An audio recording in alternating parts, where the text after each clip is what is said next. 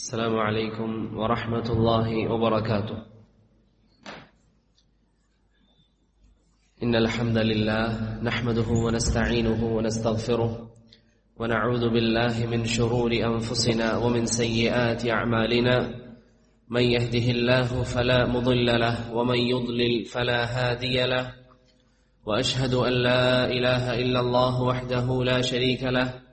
وأشهد أن محمدا عبده ورسوله أرسله بالهدى ودين الحق ليظهره على الدين كله ولو كره المشركون. أما بعد فإن أصدق الحديث كتاب الله وأحسن الهدي هدي محمد صلى الله عليه وسلم وشر الأمور محدثاتها فإن كل محدثة بدعة وكل بدعة ضلالة وكل ضلالة في النار. ബഹുമാനമുള്ള സഹോദരങ്ങളെ, മറ്റു വിദ്യാർത്ഥികളെ, റസൂലുള്ളാഹി സ്വല്ലല്ലാഹു അലൈഹി വസല്ലമയുടെ വുളൂഇന്റെ രൂപമാണ് കഴിഞ്ഞ 3 ആഴ്ചകളായി നാം പഠിക്കുന്നത്.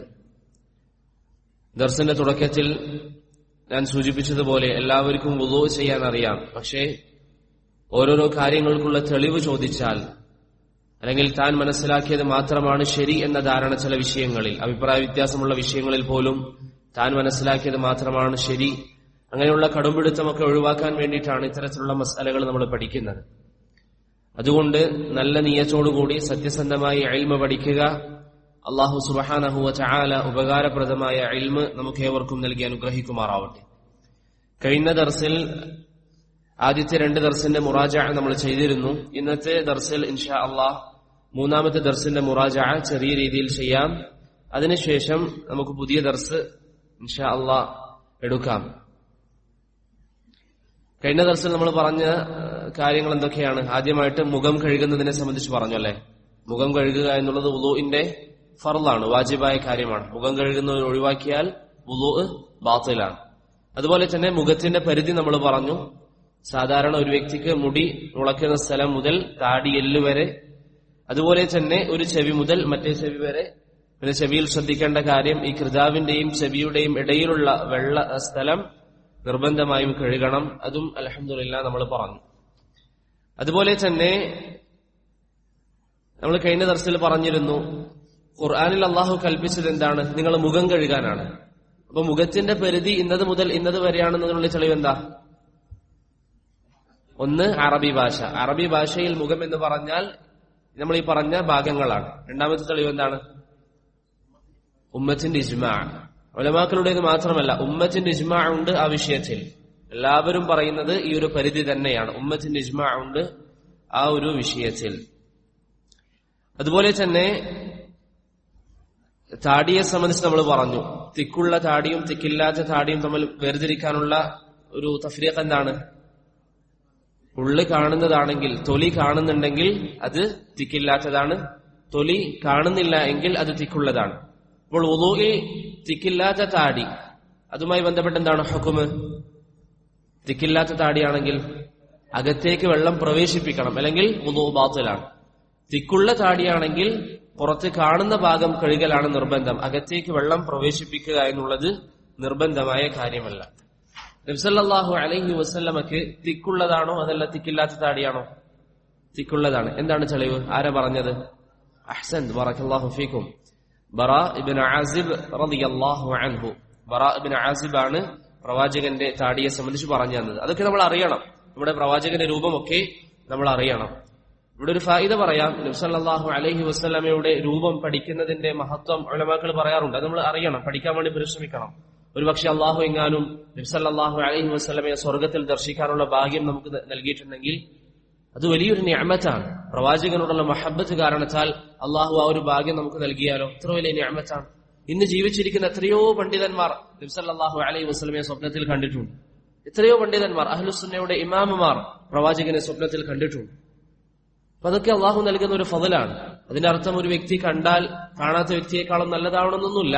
പക്ഷെ അള്ളാഹു സുബ്ഹാനഹു വ തആല ഉദ്ദേശിക്കുന്ന വ്യക്തികൾക്ക് അവൻ നൽകുന്ന ഫളലാണ് പ്രവാചകനെ സ്വപ്നത്തിൽ കാണാനുള്ള ഭാഗ്യം. മുൻഗാമികൾക്കിടയിൽ ചില ചരിത്രങ്ങളിൽ നിങ്ങൾക്ക് കാണാം, ഒരു വ്യക്തി പ്രവാചകനെ കണ്ടു എന്ന് പറഞ്ഞാൽ, സാധാരണക്കാരനാണെങ്കിൽ ആലിം അദ്ദേഹത്തെ വിളിച്ചു ചോദിക്കും, എങ്ങനെയാണ് നീ കണ്ടത്? എന്നിട്ട് ഈ ഹദീസിൽ പറഞ്ഞിരിക്കുന്ന രൂപമാണ് അയാൾ വിശേഷിപ്പിച്ചതെങ്കിൽ പറയും താങ്കൾ കണ്ടത് പ്രവാചകനെ തന്നെയാണ്. ഇനി നേരെ മറിച്ച് ഒരാൾ പറയാണ് ഞാൻ പ്രവാചകനെ കണ്ടു, എങ്ങനെയാ രൂപം? താടിയില്ല, അത് പ്രവാചകനല്ല. ഒരിക്കലും പ്രവാചകൻ സല്ലല്ലാഹു അലൈഹി വസല്ലമയുടെ രൂപം അതല്ല. മനസ്സിലായില്ലേ? അപ്പൊ പ്രവാചകന്റെ രൂപം നമ്മൾ അറിയണം, അത് പഠിക്കണം. അതുപോലെ തന്നെ നമ്മൾ മുഖം കഴുകുന്നതിനെ കുറിച്ച് പറഞ്ഞിരുന്നു. 2 കൈ കൊണ്ട് കഴുകലാണ് സുന്നത്ത്, 1 കൈ കൊണ്ട് കഴുകിയാലും മതിയാവുന്നതാണ്. അതുപോലെ തന്നെ മുഖം കഴുകുമ്പോൾ കണ്ണിൽ വെള്ളമാക്കുന്നതിന്റെ വിധി എന്താണ്? അത് ആവശ്യമില്ലാത്ത കാര്യമാണ്. ഒരു പക്ഷേ കണ്ണിന് ദോഷമുണ്ടാവാൻ പോലും സാധ്യതയുണ്ട്. ഒരു സ്വാഭാവികമായിട്ടൊരു ചോദ്യം, നബി സല്ലല്ലാഹു അലൈഹി വസല്ലമയിൽ നിന്ന് ഉദ്ധരിക്കപ്പെടുന്ന ഹദീസ്, ഇദാ തവല്ലഅതും ഫഅശ്രിബുൽ മാഅ അഅയുനകും, നിങ്ങൾ വുളൂ ചെയ്താൽ കണ്ണിനെ വെള്ളം കുടിപ്പിക്കുക. എന്താണ് ആ ഹദീസിന്റെ മറുപടി? ആ ഹദീസ് ദുർബലമാണ്. ബുഖ്തരി എന്ന് പറയുന്ന ഒരു റാവിയിലാണ് ആ ഹദീസ് അവലംബമാക്കുന്നത്. ആ ഹദീസ് ദുർബലമാണ്. അതുപോലെ തന്നെ നമ്മൾ പറഞ്ഞ മറ്റൊരു മസ്അല, വുളൂഇനിടയിൽ സംസാരിക്കാമോ? അനുവദനീയമാണ്, പക്ഷെ ഏറ്റവും നല്ലത് ഉപേക്ഷിക്കലാണ്. ഷെയ്ഖ് ഇബ്നു ഉസൈമീൻ എന്താണ് അതിന് കാരണം പറഞ്ഞത്? വുളൂ ചെയ്യുമ്പോൾ ഓരോരോ ഇബാദത്ത് നമ്മൾ ചെയ്യുന്ന കാര്യങ്ങൾ ഓർക്കലാണ് ആ സമയത്ത് നമ്മൾ ചെയ്യേണ്ടത്. കൈ കഴുകുമ്പോൾ എന്റെ ഈ കൈയിലൂടെ ചെയ്തു പോയ തെറ്റുകളൊക്കെ അള്ളാഹു മാപ്പാക്കി തരണം, അങ്ങനെയുള്ള നിയ്യത്താണ് വേണ്ടത്. അതല്ലാതെ സംസാരിച്ച് സമയം കളയരുത്. അതുപോലെ തന്നെ വുളൂഇന്റെ അവയവങ്ങൾ എത്ര തവണ കഴുകണം? തല ഒഴികെ ബാക്കിയുള്ള കാര്യങ്ങൾ, തല ഇൻഷാ അല്ലാഹ് ഇന്ന് പറയാം. 3 തവണയും സുന്നത്താണ്, 2 സുന്നത്താണ്, 1 സുന്നത്താണ്. ഇതൊക്കെ എവിടെയാണ് സ്ഥിരപ്പെട്ടത്? സഹീഹുൽ ബുഖാരിയിൽ തന്നെയാണ് ഈ 3 കാര്യങ്ങളും നബി സല്ലല്ലാഹു അലൈഹി വസല്ലമയിൽ നിന്ന് സ്ഥിരപ്പെട്ടത്. അങ്ങനെ ഒരു ഇബാദത്ത് ഒന്നിലധികം രൂപത്തിൽ വന്നതിന് എന്താ പറയുക? തനവ്വുഉൽ ഇബാദാത്ത്. തനവ്വുഉൽ ഇബാദാത്ത്. അതിന് മറ്റൊരു ഉദാഹരണം എന്താ? അഹ്സൻ, നമസ്കാരത്തിലെ പ്രാരംഭ പ്രാർത്ഥന ദുആഉൽ ഇസ്തിഫ്താഹ്, അല്ലാഹുമ്മ ബാഇദ് ബൈനി വന്നിട്ടുണ്ട്. അതുപോലെ തന്നെ വജ്ജഹ്തു വജ്ഹിയ വന്നിട്ടുണ്ട്. അങ്ങനെ പലതരത്തിലുള്ള പ്രാർത്ഥനകൾ വന്നിട്ടുണ്ട്. അതിന് തനവ്വുഉൽ ഇബാദാത്താണ്, ഒന്നിലധികം രൂപങ്ങൾ നബി സല്ലല്ലാഹു അലൈഹി വസല്ലം പഠിപ്പിച്ചത്. അതുപോലെ തന്നെ വുളൂഇൽ 3-ലധികം തവണ ഒരു അവയവം കഴുകാൻ പറ്റുമോ? ഇല്ല, കഴുകാൻ പാടില്ല. അഥവാ കഴുകിയാൽ വുളൂ ബാത്തിലാകുമോ? വുളൂ ബാത്തിലാവുകയുമില്ല. കഴുകാൻ പാടില്ല എന്നതിനുള്ള തെളിവ് എന്താണ്? 3-ലധികം തവണ കഴുകാൻ പാടില്ല എന്നതിനുള്ള തെളിവ് ഇസ്റാഫാണ്. ഒരു ഹദീസ് വ്യക്തമായിട്ട് വന്നിട്ടുണ്ട്. ഒരു അറാബി പ്രവാചകന്റെ അരികിൽ വന്നുകൊണ്ട് ചോദിച്ചു, വുളൂ എനിക്ക് പഠിപ്പിച്ചു തരണം. പ്രവാചകൻ ഓരോരോ അവയവവും 3 തവണ കഴുകി കാണിച്ചു കൊടുത്തു. ശേഷം എന്ന് പറഞ്ഞു, ഹാകദൽ വുളൂ, ഇങ്ങനെയാണ് വുളൂ. ഫമൻ സാദ അലാ ഹാദാ ഫഖദ് അസാ, ആരെങ്കിലും ഇതിലധികം ചെയ്താൽ അവൻ മോശമായ പ്രവർത്തനം ചെയ്തവനാണ്. ആ തെളിവ് മനസ്സിലാക്കുക. 2ആണോ 3ആണോ എന്ന് സംശയം വന്നാൽ 2 അവലംബിക്കുക. ശരിയാത്തിന് ഏത് ഇബാദത്തും അങ്ങനെയാണ്. നിസ്കാരം ഇല്ലില്ല, 2ആണോ 3ആണോ എന്ന് സംശയം വന്നാൽ അവിടെ 2 അവലംബിക്കുക, ഒന്നും കൂടി ചെയ്യാം, 3ാമത്തെ തവണ ചെയ്യാം, പ്രശ്നമില്ല. 2ആണോ 3ആണോ എന്ന് സംശയമല്ല, 3 ഏകദേശം ഉറപ്പുണ്ട്, അങ്ങനെയാണെങ്കിൽ 3 സ്വീകരിക്കുക. ഒരു സംശയമാണെങ്കിൽ അത് ഏത് വിഷയത്തിലും, ഇപ്പൊ നിങ്ങൾ നിസ്കരിക്കുന്ന സമയത്ത് 2 റക്അത്താണോ 3 റക്അത്താണോ എന്ന് സംശയം വന്നാൽ എന്താ സ്വീകരിക്കേണ്ടത്? 2 റക്അത്താണ്. ഏതൊരു ഇബാദത്തിലും അങ്ങനെയാണ്. അൽ ബിനാഉ അലൽ അഖൽ എന്നുള്ളത് ഖാഇദയാണ്. ഏറ്റവും ചുരുങ്ങിയത് എന്താണോ അതിൽ സ്വീകരിക്കുക. അപ്പൊ നമ്മൾ പറഞ്ഞത് നബി സല്ലല്ലാഹു അലൈഹി വസല്ലമയോട് വുളൂ ചോദിച്ചു വന്ന സ്വഹാബിയുടെ പ്രവാചകൻ എന്ത് പറഞ്ഞു? 3 തവണ കഴുകുക, അതിൽ അധികരിപ്പിച്ചാൽ അത് തെറ്റാണ് എന്ന് ആര് പറഞ്ഞു? പ്രവാചകൻ പറഞ്ഞു. ഇമാം അബൂദാവൂദും നസഈയും ഉദ്ധരിക്കുന്ന ഹദീസിൽ വ്യക്തമായി വന്നിട്ടുണ്ട്. അതിനുശേഷം നമ്മൾ പറഞ്ഞ കാര്യം എന്താ? കൈ മുട്ടോടുകൂടി കഴുകുക. കൈ മുട്ടോടുകൂടി വുളൂഇൽ കഴുകുക. കൈ മുട്ട് കഴുകണം അല്ലേ? നമ്മൾ പറഞ്ഞിരുന്നു കൈമുട്ടും കഴുകേണ്ടതാണ്. കൈമുട്ട ആരെങ്കിലും കഴുകിയിട്ടില്ല എങ്കിൽ അവന്റെ വുളൂ ബാത്തിലാണ്. ചില ആൾക്കാർ പെട്ടെന്ന് ഇതുവരെ കഴുകും, അത് പറ്റൂല. ഇത് മൊത്തത്തിൽ കഴുകുക എന്നുള്ളത് നിർബന്ധമാണ്. അതുപോലെ തന്നെ കൈ കഴുകുമ്പോൾ ശ്രദ്ധിക്കേണ്ട കാര്യം, ഈ വിരലിന്റെ ഭാഗങ്ങളും കഴുകണം, കൈപത്തിയും കഴുകണം. വുളൂഇന്റെ പ്രാരംഭത്തിൽ കൈപത്തി കഴുകിയത് കൊണ്ട് പിന്നെ മുഖം കഴുകിയതിനു ശേഷം കൈ കഴുകുമ്പോൾ കൈപത്തി ഒഴിവാക്കാൻ പാടില്ല. അങ്ങനെ ഒഴിവാക്കിയാൽ വുളൂ ശരിയാവുകയില്ല. അതുപോലെ തന്നെ മോതിരമൊക്കെ ധരിച്ചിട്ടുണ്ടെങ്കിൽ ആ മോതിരത്തിൽ വെള്ളം കയറുന്നത് തടസ്സമാവുമെങ്കിൽ എന്തായാലും അത് ഊരിവെക്കുക. ഇമാം അഹ്മദ് ബിൻ ഹംബൽ മോതിരത്തിന്റെ കാര്യത്തിലൊക്കെ കണിശത കാണിച്ചതായും നമ്മൾ പറഞ്ഞു. അതുപോലെ തന്നെ വിരലുകൾ ഇടകോർത്ത് കഴുകുന്നതിന്റെ വിധി എന്താണ്? കൈ ഇടകോർക്കാതെ വെള്ളം അകത്തേക്ക് പ്രവേശിക്കില്ല എങ്കിൽ ഇടകോർക്കൽ നിർബന്ധമാണ്. അതല്ലാത്ത സാധാരണ വ്യക്തികളാണെങ്കിൽ ഇടകോർക്കുക എന്നുള്ളത് സുന്നത്തായ കാര്യമാണ്. അതുപോലെ തന്നെ നമ്മൾ അവസാനം പറഞ്ഞിരുന്ന ഒരു വിഷയം, ബറക്കല്ലാഹു ഫീക്കും, കയ്യിൽ എന്തെങ്കിലും മഷി പോലെയുള്ള കാര്യങ്ങളായാൽ വുളൂ ശരിയാവോ? എന്താണ് അതിനുള്ള വിശദീകരണം? കട്ടിയുള്ളതാണെങ്കിൽ, പറിച്ചെടുക്കാൻ പറ്റുന്ന രൂപത്തിലാണെങ്കിൽ വുളൂ ശരിയാവുകയില്ല. അതല്ല സാധാരണ നമ്മളൊക്കെ ഉപയോഗിക്കുന്ന ഫാന പോലെയുള്ളതാണെങ്കിൽ അവിടെ വുളൂ സഹിഹാവും. ഇതുവരെയാണ് അൽഹംദുലില്ലാഹ് അവസാനമായി നമ്മൾ പറഞ്ഞത്. അടുത്ത ദർസിൽ ഇൻഷാ അല്ലാഹ് പഠിച്ചത് മൊത്തത്തിൽ മുറാജഅ ചെയ്യാം. ഇപ്പൊ സമയം കുറവാണ്, അതുകൊണ്ട് ബാക്കിയുള്ള ഭാഗങ്ങൾ വായിക്കാം. അതിനുശേഷം ഉസ്മാൻ ഇബ്നു അഫ്ഫാൻ റളിയല്ലാഹു അൻഹുവിനെ സംബന്ധിച്ച് റാവി പറയുന്നു, ثم مسح برأسه. ഉസ്മാൻ ഇബ്നു അഫ്ഫാൻ റളിയല്ലാഹു അൻഹു കൈ മുട്ടോടുകൂടി കഴുകിയതിനു ശേഷം എന്താ ചെയ്തത്?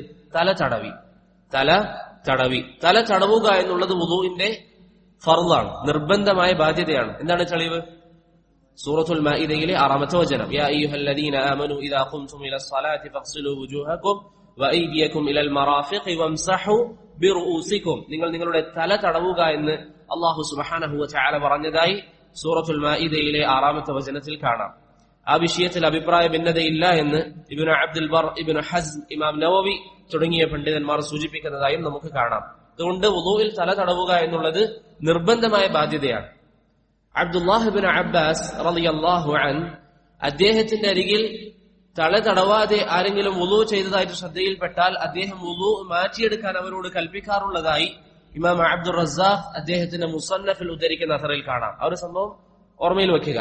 അബ്ദുല്ലാഹ് ഇബ്നു അബ്ബാസ് റളിയല്ലാഹു അൻഹുവിന്റെ മുമ്പിൽ തല തടവാതെ ആരെങ്കിലും വുളൂ ചെയ്താൽ അദ്ദേഹം അവരോട് വുളൂ മാറ്റിയെടുക്കാൻ വേണ്ടി പറയുമായിരുന്നു. അതെന്താ മനസ്സിലാക്കി തരുന്നത്?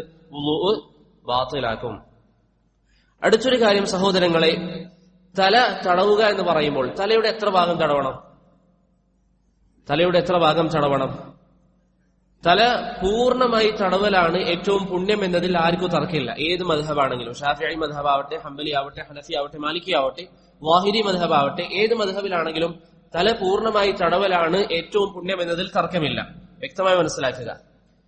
രണ്ടാമത്തെ കാര്യം, ഇബ്നുൽ ഖയ്യിം റഹിമഹുല്ലാഹ് പറയുന്നു, ലം യസിഹ അൻഹു സല്ലല്ലാഹു അലൈഹി വസല്ലം ഫീ ഹദീസിൻ വാഹിദ് അന്നഹു ഖതസറ അലാ മസ്ഹി ബഅദ് റഅസിൽ ബത്ത. ഇബ്നുൽ ഖയ്യിം സാദുൽ മആദിൽ പറയുന്നു, നബി സല്ലല്ലാഹു അലൈഹി വസല്ലം തലയുടെ കുറച്ച് ഭാഗം മാത്രം തടവി എന്ന് ഒരു സ്ഥലത്ത് പോലും സ്ഥിരപ്പെട്ടിട്ടില്ല. നബി സല്ലല്ലാഹു അലൈഹി വസല്ലം തങ്ങൾ തലയുടെ കുറച്ച് ഭാഗം മാത്രം തടവി എന്ന് എവിടെയും സ്ഥിരപ്പെട്ടിട്ടില്ല. അപ്പൊ പ്രവാചകനിൽ നിന്ന് സ്ഥിരപ്പെട്ടതൊക്കെ എന്താണ്? തല മൊത്തത്തിൽ തടവുക എന്നുള്ളതാണ്. ഇനി ഒരു സംശയം, തലയുടെ കുറച്ച് ഭാഗം തടവിയാൽ മതിയാകോ? ഈ വിഷയത്തിൽ പണ്ഡിതന്മാർക്കിടയിൽ 2 അഭിപ്രായങ്ങളുണ്ട്.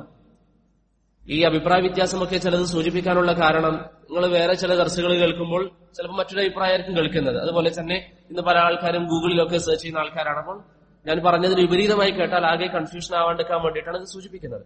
എന്നിരുന്നാലും തലയുടെ കുറച്ചു ഭാഗം തടവിയാൽ മതിയാകും.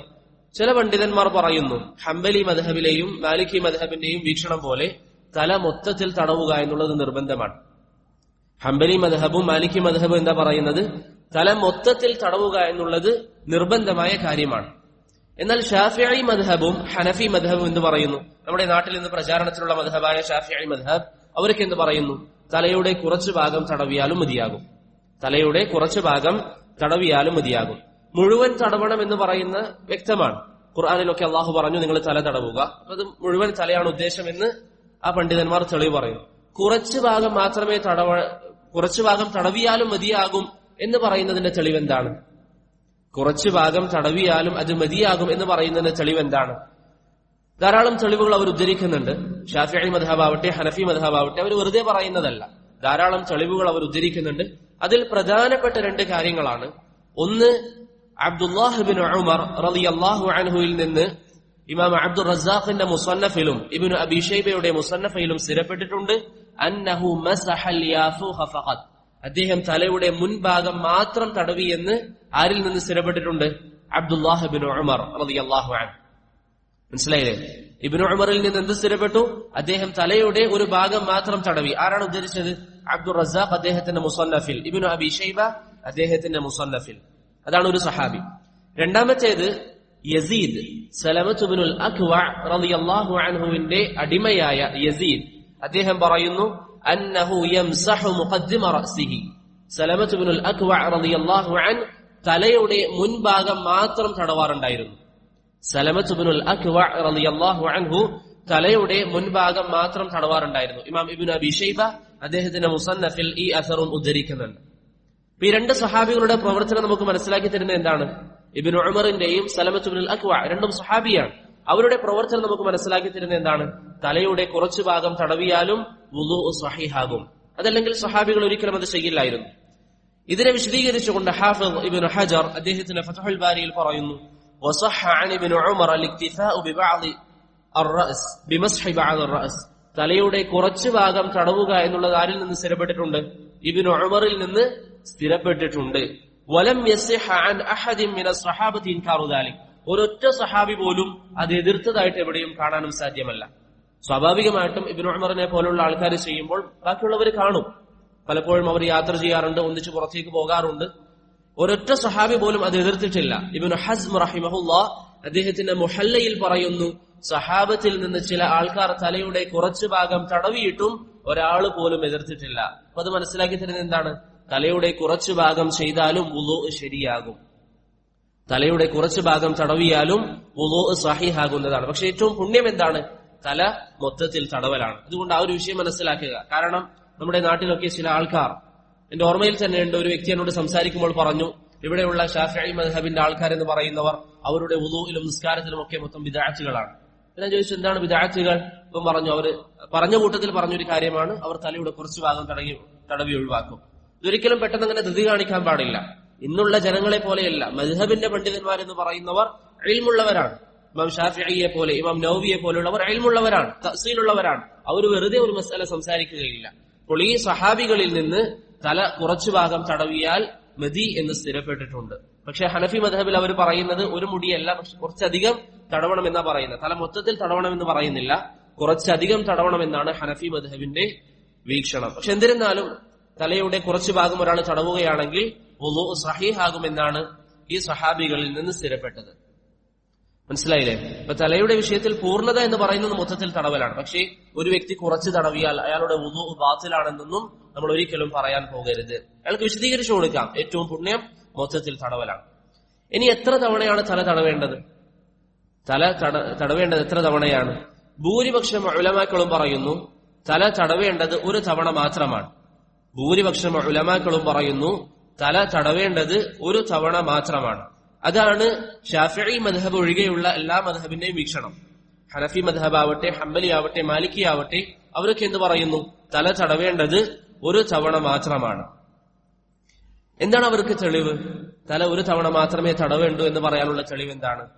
ഇമാം ബുഖാരിയും മുസ്ലിമും ഉദ്ധരിക്കുന്ന ഹദീസുകളിലൊക്കെ നബി സല്ലല്ലാഹു അലൈഹി വസല്ലമയുടെ വുളൂഇനെ വിശദീകരിക്കുമ്പോൾ 3 തവണ തടവിയതായിട്ട് എവിടെയും സ്ഥിരപ്പെട്ടിട്ടില്ല. ബാക്കിയുള്ള അവയവങ്ങളൊക്കെ സഹാബത്ത് എന്ന് പറഞ്ഞു 3 തവണ ചെയ്തിട്ടുണ്ട്, 3 തവണ ചെയ്തിട്ടുണ്ടെന്ന് പറഞ്ഞു. തലയുടെ വിഷയത്തിൽ പറഞ്ഞിട്ടില്ല. അതുകൊണ്ട് തന്നെ ആ ഹദീസുകൾ മനസ്സിലാക്കി തരുന്നത് തല ഒരു തവണ തടവാനാണ് എന്നാണ് ഈ ഉലമാക്കൾ പറയുന്നത്. മനസ്സിലായില്ലേ? അതാണ് സമീപകാലത്ത് ജീവിച്ച Sheikh Ibn Uthaymeen, Ibn Baz, Sheikh Muqbil റഹിമഹുല്ലാഹ് ഈ പണ്ഡിതന്മാരുടെ അഭിപ്രായം. തല എത്ര തവണ തടവണം? ഒരു തവണ മാത്രം. അതാണ് 3 മദ്ഹബിന്റെയും അഭിപ്രായം. ക്ലിയർ അല്ലേ? ഇനി ഷാഫിഈ മദ്ഹബിന്റെ വീക്ഷണം എന്താണ്? 3 തവണ തടവണം. നമ്മുടെ നാട്ടിലൊക്കെ പ്രചാരണത്തിലുള്ള ഷാഫിഈ മദ്ഹബിന്റെ വീക്ഷണം തല 3 തവണയാണ് തടവേണ്ടത്. അതിനവർ അവലംബിക്കുന്ന ഹദീസ് എന്താണ്? ഇമാം അബൂദാവൂദ് റഹിമഹുല്ലാഹ് തന്റെ സുനനിൽ 107-ാമത്തേതും 110-ാമത്തേതും നമ്പറിൽ ഉദ്ധരിക്കുന്ന ഹദീസിലുണ്ട്, വമസഹ റഅസഹു സലാസൻ. നബി സല്ലല്ലാഹു അലൈഹി വസല്ലം വുളൂഇൽ 3 തവണ തല തടവി എന്ന് അബൂദാവൂദ് റഹിമഹുല്ലാഹ് ഉദ്ധരിക്കുന്ന ഹദീസിൽ വന്നിട്ടുണ്ട്. ഈ ഹദീസിന്റെ വിഷയത്തിൽ അഭിപ്രായ ഭിന്നതയുണ്ട്. അത് സ്വീകാര്യമാണോ അല്ലേ എന്ന വിഷയത്തിൽ സമീപകാലം ജീവിച്ചിരുന്ന ഹദീസ് പണ്ഡിതൻ ഷെയ്ഖ് മുഹമ്മദ് നാസിറുദ്ദീൻ അൽ അൽബാനി റഹിമഹുല്ലാഹ് ആ ഹദീസ് സ്വഹീഹാണ്, സ്വീകാര്യമാണെന്ന് പറയുകയും ഷെയ്ഖ് പറഞ്ഞു 3 തവണ തല തടവുന്നതിൽ തെറ്റില്ല. ഷെയ്ഖ് അൽബാനി റഹിമഹുല്ലയുടെ അഭിപ്രായം അനുസരിച്ച് 3 തവണ തല തടവുന്നതിൽ തെറ്റില്ല. എന്നിട്ട് ഷെയ്ഖ് പറഞ്ഞു അത് പതിവാക്കാതിരിക്കുന്നതാണ് നല്ലത്. ഷെയ്ഖ് പറഞ്ഞു പതിവാക്കാതിരിക്കുന്നതാണ് നല്ലത്. കാരണം അധികവും നബി സല്ലല്ലാഹു അലൈഹി വസല്ലമയിൽ നിന്ന് സ്ഥിരപ്പെട്ടത് എന്താണ്? ഒരു തവണയാണ്. പക്ഷേ 3 സ്ഥിരപ്പെട്ടിട്ടുണ്ട്. അതുകൊണ്ട് 3 തവണ ആരെങ്കിലും ചെയ്യുകയാണെങ്കിൽ അത് തെറ്റില്ല എന്നാണ് ഷെയ്ഖ് മുഹമ്മദ് നാസിറുദ്ദീൻ അൽ അൽബാനി റഹിമഹുല്ലാഹ് പറയുന്നത്. മനസ്സിലായില്ലേ? അപ്പൊ തല തടവുന്ന വിഷയത്തിൽ ഒരു തവണ തടവണമെന്നാണ് 3 മദ്ഹബിന്റെയും അതുപോലെ തന്നെ സമീപകാലം ജീവിച്ച മഹാന്മാരായ Sheikh Ibn Uthaymeen, Ibn Baz, Sheikh Muqbil തുടങ്ങിയ പണ്ഡിതന്മാരുടെ അഭിപ്രായം. ഒരു തവണയെ തടവുണ്ടു, 3 തവണ തടവേണ്ടതില്ല. ഷെയ്ഖ് അൽബാനി റഹിമഹുല്ലാ അതുപോലെ തന്നെ ഷാഫിഈ മദ്ഹബ് അവരുടെ അഭിപ്രായം എന്താണ്? 3 തവണ തടവാം. പക്ഷേ ഷെയ്ഖ് അൽബാനിയും ഷാഫിഈ മദ്ഹബും തമ്മിലുള്ള വ്യത്യാസം എന്താണ്? ഷെയ്ഖ് അൽബാനി പറയുന്നത് പതിവാക്കരുത്, ഇടയ്ക്കിടയ്ക്ക് ചെയ്യാം. ഇടയ്ക്കിടയ്ക്ക് 3 തവണ തല തടവുന്നതിൽ തെറ്റില്ല എന്നാണ് ഷെയ്ഖ് അൽബാനി റഹിമഹുല്ലാ പറയുന്നത്. ഏറ്റവും നല്ലത് 1 തവണ തടവലാണ്. ഹദീസിൽ ഏറ്റവും ഖവിയായിട്ട് ഏറ്റവും നല്ല സനദോടുകൂടി വന്ന ഹദീസുകളിലുള്ളത് 1 തവണ തടവലാണ്. പക്ഷെ ആരെങ്കിലും 3 തവണ ചെയ്യുകയാണെങ്കിൽ, പ്രത്യേകിച്ച് ഹദീസ് സഹീഹാണെന്ന് ഒരു വ്യക്തി വിശ്വസിക്കുന്നതിന്റെ മാനദണ്ഡത്തിൽ 3 തവണ തടവിയാൽ അത് തെറ്റാണെന്നോ കുറ്റമാണെന്നോ ഒരിക്കലും നമ്മൾ പറയാൻ നിൽക്കരുത്. മനസ്സിലായില്ലേ? ഇങ്ങനെയുള്ള വിഷയങ്ങൾ നമ്മൾ അറിയണം. ഇതൊക്കെ ഹദീസിൽ വന്നതാണ്. ഇതൊന്നും ആരും സ്വന്തം ഇഷ്ടപ്രകാരം പറയുന്നതല്ല. നമ്മുടെ നാട്ടിൽ ചില ആൾക്കാരോട് എതിർക്കുമ്പോൾ പെട്ടെന്ന് നമ്മൾ മനസ്സിലാക്കിയത് 1 തവണയാണ്, അതുകൊണ്ട് 3 തവണ ആര് ചെയ്യുമ്പോഴും അത് തെറ്റ്. ആ ഒരു ധാരണ നമ്മൾ മാറ്റുക. മറിച്ച് വിഷയങ്ങൾ നന്നായി നമ്മൾ പഠിക്കുക. ഇനി അടുത്തൊരു കാര്യം, ബാറക്കല്ലാഹു ഫീക്കും, തല തടവുക എന്ന് പറയുന്നതിന്റെ ഉദ്ദേശം എന്താണ്? തലയുടെ പരിധിയിലുള്ള മുടികളാണ് തടവേണ്ടത്. ഒരു വ്യക്തിയുടെ മുടി നീണ്ടതാണ്, അങ്ങനെയാണെങ്കിൽ ഈ തലയുടെ പരിധിക്ക് പുറത്തുള്ള മുടി തടവിയാൽ മതിയാകോ? ഒരു കാരണവശാൽ അത് മതിയാവുകയില്ല. തലയിൽ ഉൾക്കൊള്ളുന്ന അല്ലെങ്കിൽ തലയുടെ ഭാഗത്തുള്ള മുടിയാണ് ആ വ്യക്തി തടവേണ്ടത്. തല തടവേണ്ട രൂപം എങ്ങനെയാണ് തല തടവേണ്ടത്? ഇമാം ഷിറാസി ഷാഫിഈ മദ്ഹബിലെ പണ്ഡിതനാണ്. അദ്ദേഹം പറയുന്നു, അയ്യംസഹ ജമീഅ റഅസ്, തല മൊത്തത്തിൽ തടവുക. അയ്യംസഹ ജമീഅ റഅസ്, തല മൊത്തത്തിൽ തടവുക. എങ്ങനെയാണ്? ഫയഖുദുൽ മാഅ ബികഫൈ, 2 കൈയിലും നമ്മൾ വെള്ളം എടുക്കുക. സുമ്മ യുർസിലുഹു, അതിനുശേഷം ആ വെള്ളം ഒഴിവാക്കുക. സുമ്മ യുൽസിഖു തറഫ സബ്ബാബതിഹി ബിതറഫ സബ്ബാബതിഹി അൽ-ഉഖ്റ, അതിനുശേഷം നമ്മുടെ ഈ 2 വിരലുകൾ, നമ്മുടെ ഈ ചൂണ്ടുവിരലുകൾ പരസ്പരം ചേർത്ത് വെക്കുക. സുമ്മ യളഅഹുമാ അലാ മുഖദ്ദമി റഅസിഹി, തലയുടെ മുൻഭാഗത്ത് വെക്കുക. വയളഉ ഇബ്ഹാമൈഹി അലാ സദഗൈ, നമ്മുടെ ഈ 2 തള്ളവിരലില്ലേ, അത് നമ്മുടെ ചെവിയുടെ ഭാഗത്ത് വെക്കുക. പൊതുവെ നമ്മൾ ചെയ്യാറുള്ളത് പോലെ തന്നെ ഈ 2 ചൂണ്ടുവിരൽ ഒന്നിച്ചു വെച്ചതിന് ശേഷം ചെവിക്ക് നമ്മുടെ തള്ളവിരൽ വെക്കുക. സുമ്മ യദ്ഹബു ബിഹിമാ ഇലാ ഖഫ, അതിനുശേഷം പിരടി വരെ പോവുക. പിരടിയിൽ കയറണ്ട, പിരടി വരെ പോവുക. സുമ്മ യറുദ്ദുഹുമാ ഇലൽ മകാനി അല്ലദീ ബദഅ മിൻ, എവിടുന്നാണോ ആരംഭിച്ചത് അവിടേക്ക് തന്നെ തിരിച്ചു വരിക. നമ്മൾ പൊതുവെ ചെയ്യാറുള്ള രൂപം, നമ്മുടെ വിരൽ പിടിച്ചതിന് ശേഷം പല ആൾക്കാരും ചെയ്യാറുണ്ട്. ചെവിക്ക് ഈ 2 തള്ളവിരൽ വെച്ചതിന് ശേഷം മുൻഭാഗത്ത് നിന്ന് തുടങ്ങി പിൻഭാഗത്തിലെത്തുക, അതിനുശേഷം തിരിച്ചു വരിക. ഇതാണ് അബ്ദുല്ലാഹ് ഇബ്നു സൈദ് റളിയല്ലാഹു അൻഹുവിന്റെ ഹദീസിൽ സ്ഥിരപ്പെട്ടിരിക്കുന്നത്. ഇതാണ് തല തടവുന്നത് ഒരു രൂപം. മറ്റൊരു രൂപം എന്താണ്? റുബയ്യ ബിൻത് മുഅവ്വദ് ഇബ്നു അഫ്റാ റളിയല്ലാഹു അൻഹ, സ്വഹാബി സ്ത്രീയാണ്. അവരുടെ ഹദീസിൽ ഇമാം അബൂ ദാവൂദ് റഹിമഹുല്ലാഹ് 128ാമത്തെ ഹദീസിൽ ഉദ്ധരിക്കുന്നു, അന്ന റസൂലുള്ളാഹി സ്വല്ലല്ലാഹു അലൈഹി വസല്ലം തവല്ലഅ ഇൻദഹ, പ്രവാചകൻ അവരുടെ അരികിൽ ഒരു ദിവസം വുളൂ ചെയ്തു. ഫമസഹ റഅസ കുല്ലഹു മിൻ ഖർനി ശഅർ, നബി സല്ലല്ലാഹു അലൈഹി വസല്ലം അവിടുത്തെ തല മൊത്തത്തിൽ തടവി. എങ്ങനെയാണ് തുടങ്ങിയത്? മിൻ ഖർനി ശഅരി, തലയുടെ ഖർൻ എന്നതിൽ 2 അഭിപ്രായമുണ്ട്. മുൻഭാഗം മുതൽ അല്ലെങ്കിൽ മുകൾ ഭാഗം മുതൽ, 2 അഭിപ്രായം ആ ഹദീസിലുണ്ട്. മുകൾ എന്നെടുത്താൽ മിൻ ഖർനി ശഅർ, തലയുടെ മുകൾ ഭാഗത്ത് നിന്ന് നബി സല്ലല്ലാഹു അലൈഹി വസല്ലം തുടങ്ങി. കുല്ല നാഹിയത്തിൻ ലിമുൻസബി ശഅർ, എന്നിട്ട് തലയുടെ മുകൾ ഭാഗത്ത് നിന്ന് തുടങ്ങി അതിനുശേഷം ഓരോരോ ഭാഗത്തേക്ക് നബി സല്ലല്ലാഹു അലൈഹി വസല്ലം തടവാൻ തുടങ്ങി. എന്ന് പറഞ്ഞാൽ കൈ നനച്ചതിന് ശേഷം തലയുടെ നടുക്ക് വെച്ചു, അതിനുശേഷം ഓരോ ഭാഗത്തേക്ക് നബി സല്ലല്ലാഹു അലൈഹി വസല്ലം തടവി. ആ ഹദീസിന്റെ അവസാനത്തിൽ റുബയ്യ പറയുന്നു, ലാ യുഹർരികു ശഅറ അൻ ഹൈഅതിഹി, പ്രവാചകൻ മുടി വാരി വെച്ചിരുന്നു, ആ വാരിയതിന് ഒരു കോലക്കേടും സംഭവിക്കാതെ നബി സല്ലല്ലാഹു അലൈഹി വസല്ലം തല തടവി. ആ രൂപം നമ്മൾ ആദ്യം മനസ്സിലാക്കുക. എന്താണ് ഹദീസിന്റെ രൂപം? നമ്മൾ പൊതുവെ ചെയ്യാറുള്ള രൂപമല്ല, മറിച്ച് ഒരു വ്യക്തി വുളൂ ചെയ്യാൻ ഉദ്ദേശിക്കുമ്പോൾ തല തടവുമ്പോൾ ആദ്യം വെള്ളത്തിൽ കൈ നനയ്ക്കുക. അതിനുശേഷം തലയുടെ മുകൾ ഭാഗത്ത് 1 കൈയോ അല്ലെങ്കിൽ 2 കൈയോ വെച്ചതിന് ശേഷം നമ്മളിപ്പോ മുടി വാരിയിരിക്കുന്ന ഒരു രൂപം ഉണ്ടാവില്ലേ, ആ മുടി വാരിയത് എങ്ങനെയാണോ അതേപോലെ തടവി കൊടുക്കുക തലയുടെ എല്ലാ ഭാഗത്തും. ഒരു വ്യക്തി ഈ രീതിയിൽ വാരിയതാണെങ്കിൽ ഇങ്ങനെ ഇവിടെ തടവുക, പിറകോട്ട് തടവി കൊടുക്കുക, സൈഡോട്ട് തടവി കൊടുക്കുക. ആ രീതിയിൽ തലയുടെ എല്ലാ ഭാഗത്തും എന്ത് ചെയ്യുക? കൈകൊണ്ട് തടവുക. ആ ഹദീസിന്റെ അവസാനത്തിൽ എന്താണ്?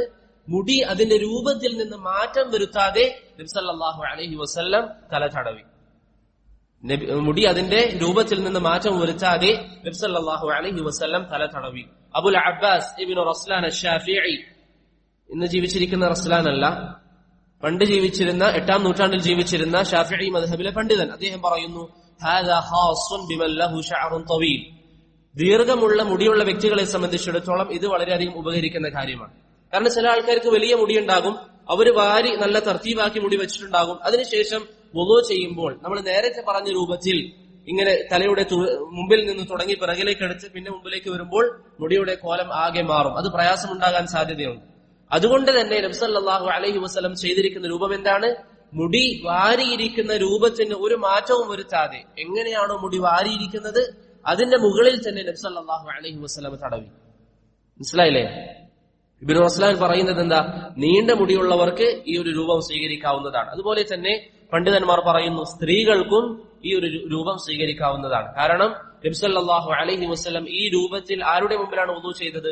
റുബയ്യ എന്ന് പറയുന്ന സ്ത്രീയുടെ മുമ്പിലാണ്.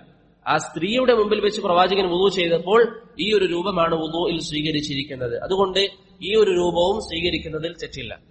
ഒരു വ്യക്തി സാധാരണ കുറച്ച് നീളമുള്ള മുടിയാണെങ്കിൽ സാധാരണ മുടി വാരി വെച്ചാൽ അയാൾക്ക് കയ്യിൽ വെള്ളമെടുക്കുക, അതിനുശേഷം ആദ്യം ഇവിടെ തടവി കൊടുക്കുക, പിന്നെ സൈഡിൽ തടവുക, പിറകിൽ തടവുക, ഇപ്പുറത്തെ സൈഡിൽ തടവുക. ചുരുക്കി പറഞ്ഞാൽ തലയുടെ എല്ലാ ഭാഗത്തും എന്ത് ചെയ്യുക?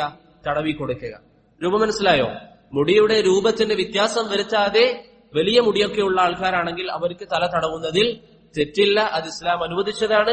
ഇമാം അബൂദാവൂദും ഇമാം അഹ്മദും ഉദ്ധരിച്ച ഹദീസിൽ അത് സ്ഥിരപ്പെട്ട കാര്യമാണ്. ഇമാം അബൂദാവൂദ് 128ാമത്തെ ഹദീസായും ഇമാം അഹ്മദ് 26,484ാമത്തെ ഹദീസായും ഈ കാര്യം ഉദ്ധരിച്ചതായി നമുക്ക് കാണാം.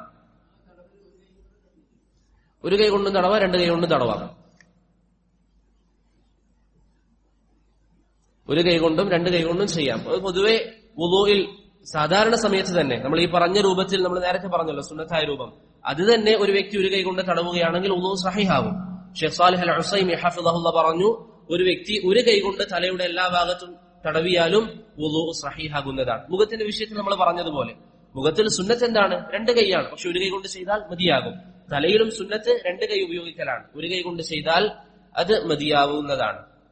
അതുപോലെ തന്നെ സഹോദരങ്ങളെ ബറക്കല്ലാഹു ഫീക്കും, വുളൂഇന്റെ വിഷയത്തിൽ നമ്മൾ മനസ്സിലാക്കേണ്ട മറ്റൊരു കാര്യം, നിങ്ങൾ കേരളത്തിന് പുറത്തു പോയാൽ ഹനഫി മദ്ഹബിന്റെ ആൾക്കാർ വുളൂ ചെയ്യുമ്പോൾ എന്ത് കാണാൻ സാധിക്കും? അവർ തല തടവിയതിനു ശേഷം അവരുടെ പിരടി തടവും, അവരുടെ പിരടിയും തടവുന്നതായി നിങ്ങൾക്ക് കാണാം. ഇമാം ഇബ്നുൽ ഖയ്യിമും ഇബ്നു തൈമിയ്യയും റഹിമഹുമുല്ലാഹ് അവർ പറയുന്നു, ലം യസിഹ അനിൻ നബി സല്ലല്ലാഹു അലൈഹി വസല്ലം അന്നഹു മസഹ അലാ ഉനുഖിഹി ഫിൽ വുളൂ. നബി സല്ലല്ലാഹു അലൈഹി വസല്ലം പിരടിയിൽ വുളൂഇൽ ഒരു തവണ പോലും തടവിയിട്ടില്ല. വുളൂഇന്റെ സാഹചര്യത്തിൽ പിരടി തടവുക എന്നുള്ളത് സുന്നത്തായ ഒരു കാര്യമല്ല. ചില ആൾക്കാർക്ക് ഒരു സംശയം വരും, പ്രത്യേകിച്ച് ഇന്ന് ഹദീസിന്റെ വിശദീകരണ ഗ്രന്ഥങ്ങളൊക്കെ മലയാള ഭാഷയിൽ പരിഭാഷപ്പെടുത്തി വന്നിട്ടുണ്ട്. സുനൻ അബീ ദാവൂദിൽ ഒരു ഹദീസ് ഉണ്ട്, അന്നഹു സല്ലല്ലാഹു അലൈഹി വസല്ലം മസഹ റഅസ, പ്രവാചകൻ തല തടവി, ഹത്താ ബലഗൽ ഖദാൽ, പ്രവാചകൻ ഖദാൽ വരെ തല തടവി. ഖദാൽ എന്ന് പറഞ്ഞാൽ ഹദീസിൽ വന്നതുപോലെ വഹുവ അവ്വലുൽ ഖസ, പിരടിയുടെ പ്രാരംഭ ഭാഗം, അതിന്റെ തുടങ്ങുന്ന ഭാഗം നബി സല്ലല്ലാഹു അലൈഹി വസല്ലമ തടവി എന്ന് സുനനു അബീ ദാവൂദിൽ ഹദീസ് വന്നിട്ടുണ്ട്. ആ ഹദീസ് ദുർബലമാണ്. അപ്പോൾ പിരടി തടവുക എന്ന് വന്നിരിക്കുന്ന ഹദീസുകൾ ഒന്നും നബി സല്ലല്ലാഹു അലൈഹി വസല്ലമയിൽ നിന്ന് സ്ഥിരപ്പെട്ടിട്ടില്ല. അതുപോലെ തന്നെ തല തടവുന്നതുമായി ബന്ധപ്പെട്ട ഒരു മസ്അല എല്ലാവർക്കും അറിയുന്നതാണ്. മുടിയില്ലാത്തവരെ സംബന്ധിച്ചിടത്തോളം അവരെന്താ ചെയ്യേണ്ടത്? മുടിയുള്ളവരെ പോലെ തന്നെ അവരും തല തടവുക. ഇബ്നു ജുറൈജ് റഹിമഹുല്ലാഹ് പറഞ്ഞു, ഖുൽതു ലി അതാ റഹിമഹുല്ലാഹയോട് ഞാൻ ചോദിച്ചു, കൈഫ യംസഹുൽ അസ്ല, മുടിയില്ലാത്ത വ്യക്തി എങ്ങനെയാണ് തടവേണ്ടത്? ഖാല യംസഹു റഅസഹു, അയാളുടെ തല അയാൾ തടവുക എന്ന് അതാ റഹിമഹുല്ലാഹ് പറഞ്ഞതായി ഇമാം അബ്ദുർ റസാഖ് അദ്ദേഹത്തിന്റെ മുസന്നഫിൽ ഉദ്ധരിക്കുന്നതായി നമുക്ക് കാണാം. മനസ്സിലായില്ലേ? അതുപോലെ തന്നെ മറ്റൊരു മസ്അല, ബറക്കല്ലാഹു ഫീക്കും, തൊപ്പിയുടെ മുകളിൽ തടവാൻ പറ്റോ? നമ്മൾ തല തടവുന്നതിനെ സംബന്ധിച്ച് പറഞ്ഞു. ഇനി ഒരു വ്യക്തി തൊപ്പി ധരിച്ചിട്ടുണ്ട്, ഈ തൊപ്പിയുടെ മുകളിൽ തടവാമോ? നബി സല്ലല്ലാഹു അലൈഹി വസല്ലം തലപ്പാവിന്റെ മുകളിൽ തടവിയതായി ഹദീസുകളിൽ സ്ഥിരപ്പെട്ടിട്ടുണ്ട്. നബി സല്ലല്ലാഹു അലൈഹി വസല്ലം തലപ്പാവിന്റെ മുകളിൽ തടവിയതായി ഹദീസുകളിൽ സ്ഥിരപ്പെട്ടിട്ടുണ്ട്. തല തടവുന്നതുമായി ബന്ധപ്പെട്ട് പ്രവാചകന്റെ ഹദീ 3 രൂപത്തിലാണ്. തല തടവുന്നതുമായി ബന്ധപ്പെട്ട് നബി സല്ലല്ലാഹു അലൈഹി വസല്ലമയുടെ ചര്യ 3 രൂപത്തിലാണ്. ഒന്നാമത്തേത് തല തടവൽ, സാധാരണ നമ്മൾ വുളൂഇൽ പഠിച്ചതുപോലെ തല തടവുക എന്നുള്ളത്. ഖുർആനിൽ അല്ലാഹു പറഞ്ഞു, വംസഹു ബിറുഊസിക്കും, നിങ്ങൾ എന്ത് ചെയ്യുക? നിങ്ങളുടെ തല തടവുക. അതാണ് ഒരു രൂപം. രണ്ടാമത്തേത് തലയുടെ മുൻഭാഗവും ബാക്കി തലപ്പാവും തടവുക എന്ന് പറഞ്ഞാൽ തലപ്പാവ് കുറച്ച് പിറകോട്ടാക്കിയിട്ട് തലയുടെ മുൻഭാഗം തടവുക, ബാക്കി തലപ്പാവിൽ പൂർത്തീകരിക്കുക. തലയിൽ ബാക്കി തടവാതെ തലപ്പാവ് പിറകോട്ടാണെങ്കിൽ തലയുടെ മുൻഭാഗം തടവുക, ബാക്കി എന്ത് ചെയ്യുക? തലപ്പാവിൽ പൂർത്തീകരിക്കുക. അതും നബി സല്ലല്ലാഹു അലൈഹി വസല്ലമയിൽ സ്ഥിരപ്പെട്ടിട്ടുണ്ട്. എവിടെയാണ്? മുഗീറത്ത് ബിൻ ശുഅബ റളിയല്ലാഹു അൻഹു പറയുന്നു, അന്ന നബിയ സല്ലല്ലാഹു അലൈഹി വസല്ലം മസഹ ബിനാസിയതിഹി വഅലൽ ഇമാമ. ഇമാം മുസ്ലിം ഉദ്ധരിക്കുന്ന ഹദീസാണ്. ഇമാം മുസ്ലിം മുഗീറത്ത് ബിൻ ശുഅബയിൽ നിന്ന് ഉദ്ധരിക്കുന്നു, നബി സല്ലല്ലാഹു അലൈഹി വസല്ലം തലയുടെ ഒരു ഭാഗവും ബാക്കി തലപ്പാവും നബി സല്ലല്ലാഹു അലൈഹി വസല്ലം തടവി. രണ്ട് രൂപം മനസ്സിലായില്ലേ? ഒന്നാമത്തെ രൂപം തല മാത്രം തടവുക, രണ്ടാമത്തെ രൂപം തലയുടെ കുറച്ചു ഭാഗവും ബാക്കി തലപ്പാവും. മൂന്നാമത്തെ രൂപം എന്താണ്? തലപ്പാവ് മാത്രം തടവുക. തലപ്പാവ് മാത്രം തടവുക. അതായത് തലപ്പാവ് ധരിച്ചിട്ടുണ്ടെങ്കിൽ നബി സല്ലല്ലാഹു അലൈഹി വസല്ലമയിൽ നിന്ന് വന്നു, ബിലാൽ ഇബ്നു അബി റബാഹ് റളിയല്ലാഹു അൻഹു പറയുന്നു, അന്ന റസൂലല്ലാഹി സല്ലല്ലാഹു അലൈഹി വസല്ലം മസഹ അലൽ ഖിമാർ. സ്വഹീഹ് മുസ്ലിമിലെ ഹദീസാണ്. നബി സല്ലല്ലാഹു അലൈഹി വസല്ലം ഖിമാറിൽ തടവി. ഖിമാർ എന്ന് പറഞ്ഞാൽ എന്താ? തലമറയ്ക്കുന്ന വസ്തു. പ്രവാചകൻ അതിൽ തടവി. അതുപോലെ തന്നെ അംർ ബിൻ ഉമയ്യത്ത് അൽ-ലംരി റളിയല്ലാഹു അൻഹു പറയുന്നു, റഅയ്തു അൻ-നബിയ യംസഹു അലാ ഇമാമതിഹി. സ്വഹീഹ് മുസ്ലിം. നബി സല്ലല്ലാഹു അലൈഹി വസല്ലം തലപ്പാവിൽ മാത്രം തടവുന്നതായി, അല്ലെങ്കിൽ തലപ്പാവിൽ തടവുന്നതായി ഞാൻ കണ്ടു എന്ന് ആര് പറഞ്ഞു? അംർ ബിൻ ഉമയ്യത്ത് അൽ-ലംരി റളിയല്ലാഹു അൻഹു പറഞ്ഞു. അപ്പോൾ ഈ രണ്ട് ഹദീസ് നമുക്ക് മനസ്സിലാക്കി തരുന്നത് എന്താണ്? തലപ്പാവിൽ മാത്രം തടവുക എന്നുള്ളതും ഇസ്ലാം അനുവദിക്കുന്ന കാര്യമാണ്. അതായത് തലപ്പാവ് ധരിച്ച ഒരു വ്യക്തി വുളൂ ചെയ്യാൻ വന്നാൽ അദ്ദേഹം കൈ കഴുകിയതിനു ശേഷം വെറും തലപ്പാവിന്റെ മുകളിൽ മാത്രം തടവുക എന്നുള്ളതും നബി സല്ലല്ലാഹു അലൈഹി വസല്ലമയിൽ നിന്ന് വന്നതാണ്. അതിൽ അഭിപ്രായ വ്യത്യാസമുണ്ട്, തലപ്പാവ് മാത്രം പറ്റുമോ ഇല്ല എന്ന വിഷയത്തിൽ. പക്ഷേ ഈ രണ്ട് ഹദീസുകളും മനസ്സിലാക്കി തരുന്നത് എന്താണ്? തലപ്പാവിൽ മാത്രം തടവാം. അതാണ് ഹംബലി മദ്ഹബിന്റെ അഭിപ്രായം, അതാണ് ളാഹിരി മദ്ഹബിന്റെ അഭിപ്രായം. ഇമാം നവവി റഹിമഹുല്ലാഹ് പറഞ്ഞു, മുൻഗാമികളിൽപ്പെട്ട ചില ആൾക്കാർ, ഇമാം സുഫിയാൻ അസ്-സൗരിയെ പോലെ, ഔസാഇയെ പോലെ, മുഹമ്മദ് ബിൻ ജരീരിനെ പോലെയുള്ള പണ്ഡിതന്മാർ തലപ്പാവ് മാത്രം തടവുന്നത് അനുവദിച്ചിട്ടുണ്ട് എന്ന് ആര് പറഞ്ഞു? ഇമാം നവവി റഹിമഹുല്ലാഹ്. അതുപോലെ തന്നെ ഇബ്നുൽ മുൻദിർ, ഇബ്നു തൈമിയ, ഇബ്നുൽ ഖയ്യിം, സമീപകാലം ജീവിച്ച ഷൗക്കാനി, ഇമാം ഷൻഖീതി, ഷെയ്ഖ് ഇബ്നു ഉസൈമീൻ റഹിമഹുമുല്ലാഹ്, ഇവരൊക്കെ പറയുന്ന അഭിപ്രായം എന്താണ്? തലപ്പാവ് മാത്രം തടവുക എന്നുള്ളത് ഇസ്ലാം അനുവദിച്ച കാര്യമാണ്. മനസ്സിലായില്ലേ? തലപ്പാവ് മാത്രം തടവുക എന്നുള്ളത് ഇസ്ലാം അനുവദിച്ച കാര്യമാണ്. അപ്പൊ അതിന്റെ ചുരുക്കം എന്താണ്? നമ്മൾ ഈ പറഞ്ഞിരിക്കുന്നതിന്റെ ചുരുക്കം ഇബ്നുൽ ഖയ്യിം നമുക്ക് പറഞ്ഞു തരുന്നു റഹിമഹുല്ലാഹ്, കാന യംസഹു അലാ റഅസിഹി താറ. ചില സാഹചര്യങ്ങളിൽ പ്രവാചകൻ തല മാത്രം തടവും. പ്രവാചകന്റെ ഹദീസ് പഠിക്കണേ. ചില സമയത്ത് പ്രവാചകൻ തല മാത്രം തടവും. വഅലൽ ഇമാമതി താറ. ചില സമയങ്ങളിൽ തലപ്പാവ് മാത്രം തടവും. വഅലൻ നാസിയതി വൽ ഇമാമതി താറ. ചില സമയങ്ങളിൽ തലയുടെ മുൻഭാഗവും ബാക്കി തലപ്പാവിലും നബി സല്ലല്ലാഹു അലൈഹി വസല്ലമ തടവും. ഇമാം ഇബ്നുൽ ഖയ്യിം അദ്ദേഹത്തിന്റെ സാദുൽ മആദിൽ ഈ കാര്യം പറയുന്നു. അദ്ദേഹത്തിന്റെ സാദുൽ മആദിൽ ഈ കാര്യം സൂചിപ്പിക്കുന്നുണ്ട്. അപ്പൊ തല തടവുന്നതുമായി ബന്ധപ്പെട്ട പ്രവാചകന് 3 ഹദീസ് മനസ്സിലായില്ലേ? ഒന്നിക്കൽ തല മാത്രം, രണ്ടാമത്തേത് തലപ്പാവ് മാത്രം, മൂന്നാമത്തേത് തലയും തലപ്പാവും ഒന്നിച്ച്, തലയുടെ ഒരു കുറച്ചു ഭാഗം ബാക്കി തലപ്പാവിൽ പൂർത്തീകരിക്കും. നമ്മൾ തുടങ്ങിയ വിഷയം എന്താണ്? തൊപ്പി. തൊപ്പി തലപ്പാവിനോട് സാദൃശ്യമുള്ളതാണോ? അല്ല. തലപ്പാവ് എന്തുകൊണ്ടാണ് ശരീഅത്ത് അനുവദിച്ചു തന്നത്? തലപ്പാവ് അഴിക്കുക എന്നുള്ളത് പ്രയാസമുള്ള കാര്യമാണ്. എന്നാൽ തൊപ്പി അതുപോലെ പ്രയാസമുള്ള കാര്യമല്ല. ഷെയ്ഖ് സാലിഹ് അൽ ഫൗസാൻ ഹഫിളഹുല്ലാഹ് അദ്ദേഹം പറഞ്ഞു, അത്താഖിയതു ലൈസത് കൽ ഇമാമ. തൊപ്പി തലപ്പാവ് പോലെയല്ല. ലിദാ അതുകൊണ്ട് തന്നെ അത്താഖിയതു വൽ ഖലൻസുവതു വൽ ഖുബ്ബഅതു ലാ തഅഖുദു ഹുക്മൽ ഇമാമ.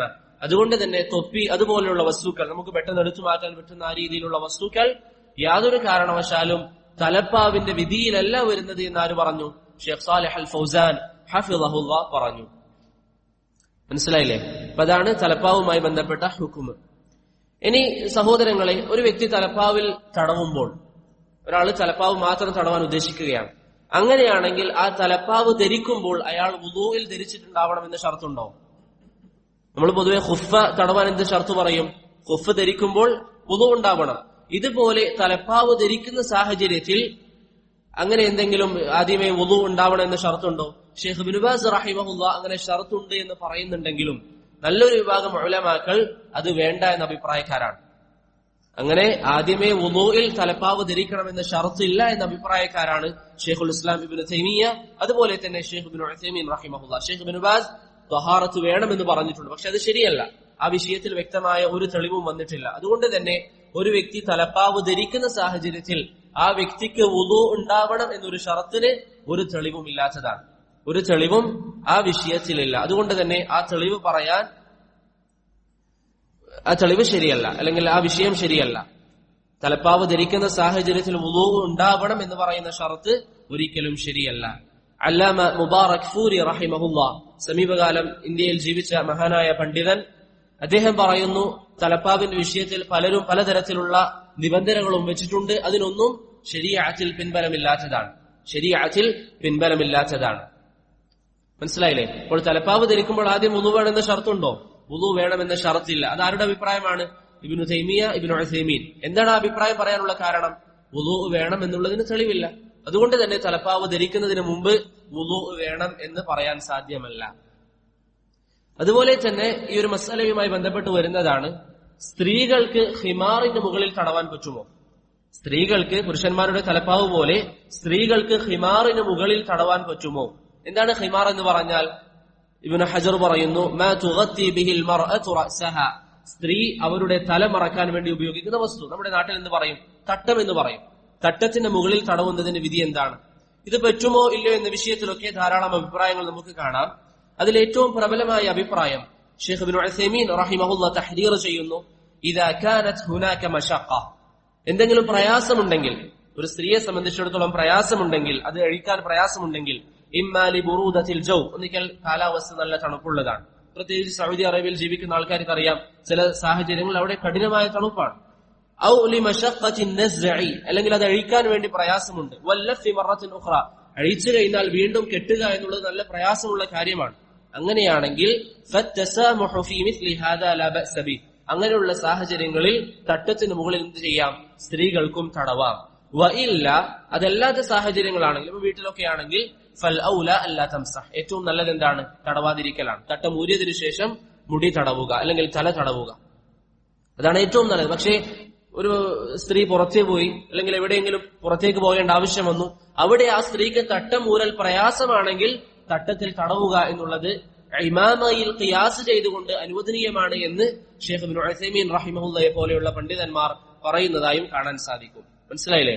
ഇപ്പൊ സ്ത്രീകളെ സംബന്ധിച്ചിടത്തോളം തട്ടത്തിൽ ഏറ്റവും നല്ലത് ഒഴിവാക്കലാണ്. പക്ഷെ എന്തെങ്കിലും സാഹചര്യങ്ങൾ വന്നാൽ, എന്തെങ്കിലും യാത്രയിലൊക്കെ തട്ടം ഊരാൻ പറ്റാത്ത അവസ്ഥയാണ്. തട്ടം ഊരിയാൽ അടുത്തുള്ള ആൾക്കാർ മുടി കാണാനുള്ള സാധ്യതയുണ്ട്, അല്ലെങ്കിൽ ഔറത്ത് വെളിവാകാനുള്ള സാധ്യതയുണ്ട്. അങ്ങനെയുള്ള സാഹചര്യങ്ങളിലൊക്കെ തട്ടത്തിന്റെ മുകളിൽ തടവാമെന്ന് ശൈഖ് ഇബ്നു ഉസൈമീൻ റഹിമഹുല്ലാഹ് അടങ്ങുന്ന ധാരാളം പണ്ഡിതന്മാർ പറയുന്നതായി നമുക്ക് കാണാൻ സാധിക്കുന്നതാണ്. മനസ്സിലായില്ലേ? ഇപ്പൊ തല തടവുന്നതുമായി ബന്ധപ്പെട്ട ഈ അഹ്കാമുകളാണ്. തല തടവുന്നതിനെ സംബന്ധിച്ച് പ്രധാനപ്പെട്ട ചില കാര്യങ്ങൾ നമ്മൾ പറഞ്ഞു. അടുത്ത കാര്യം, ഉസ്മാൻ റളിയല്ലാഹു അൻഹുവിനെ സംബന്ധിച്ച് ഹദീസിൽ വന്നു, വമസഹ ബിറഅസിഹി വഉദുനൈഹി, ഉസ്മാൻ റളിയല്ലാഹു അൻഹു തല തടവിയതിനു ശേഷം എന്താ ചെയ്തത്? അദ്ദേഹത്തിന്റെ ചെവി ഉസ്മാൻ റളിയല്ലാഹു അൻഹു തടവി. അദ്ദേഹത്തിന്റെ ചെവി ഉസ്മാൻ റളിയല്ലാഹു അൻഹു തടവി. വുളൂഇൽ തല തടവിയതിനു ശേഷം ചെവി തടവുക എന്നുള്ളത് വുളൂഇന്റെ ഒരു കർമ്മമാണ്, വുളൂഇൽ മശ്റൂഅയ ഒരു കാര്യമാണെന്നതിൽ ആർക്കും തർക്കമില്ല. വുളൂഇൽ ചെവി തടവുക എന്നുള്ളത് നല്ല കാര്യമാണെന്നതിൽ ആർക്കും തർക്കമില്ല. എന്നാൽ അതിന്റെ വിധി എന്താണെന്ന വിഷയത്തിൽ പണ്ഡിതന്മാർക്കിടയിൽ രണ്ടഭിപ്രായമുണ്ട്. വുളൂഇൽ ചെവി തടവുന്നതിന്റെ വിധി എന്താണ്? ആ വിഷയത്തിൽ പണ്ഡിതന്മാർക്കിടയിൽ രണ്ട് അഭിപ്രായമുണ്ട്.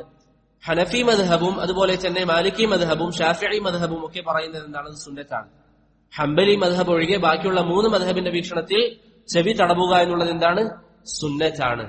എന്നാൽ ഹംബലി മദ്ഹബിൽ ചെവി തടവുക എന്നുള്ളത് വാജിബാണ്.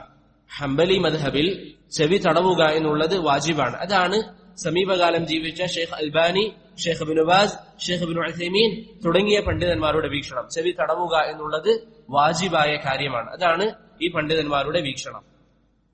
എന്താണ് ഇതിന് തെളിവായിട്ട് അവർ പറയുന്നത്? ശരിക്കും മനസ്സിലാക്കുക.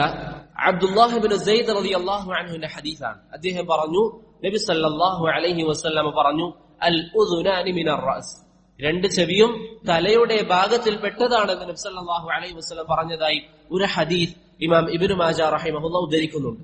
ആ ഹദീസിന്റെ സ്വീകാര്യതയിൽ അഭിപ്രായ വ്യത്യാസം വന്നതുകൊണ്ടാണ് ഈ മസ്അലയിലും പണ്ഡിതന്മാർക്കിടയിൽ അഭിപ്രായ വ്യത്യാസം വന്നത്. മനസ്സിലായില്ലേ? ഷെയ്ഖ് അൽബാനി റഹിമഹുല്ലാഹ് പറയുന്ന ഹദീസ് സ്വീകാര്യമാണ്, അതുകൊണ്ട് തന്നെ ചെവി തടവുക എന്നുള്ളത് വാജിബാണ്.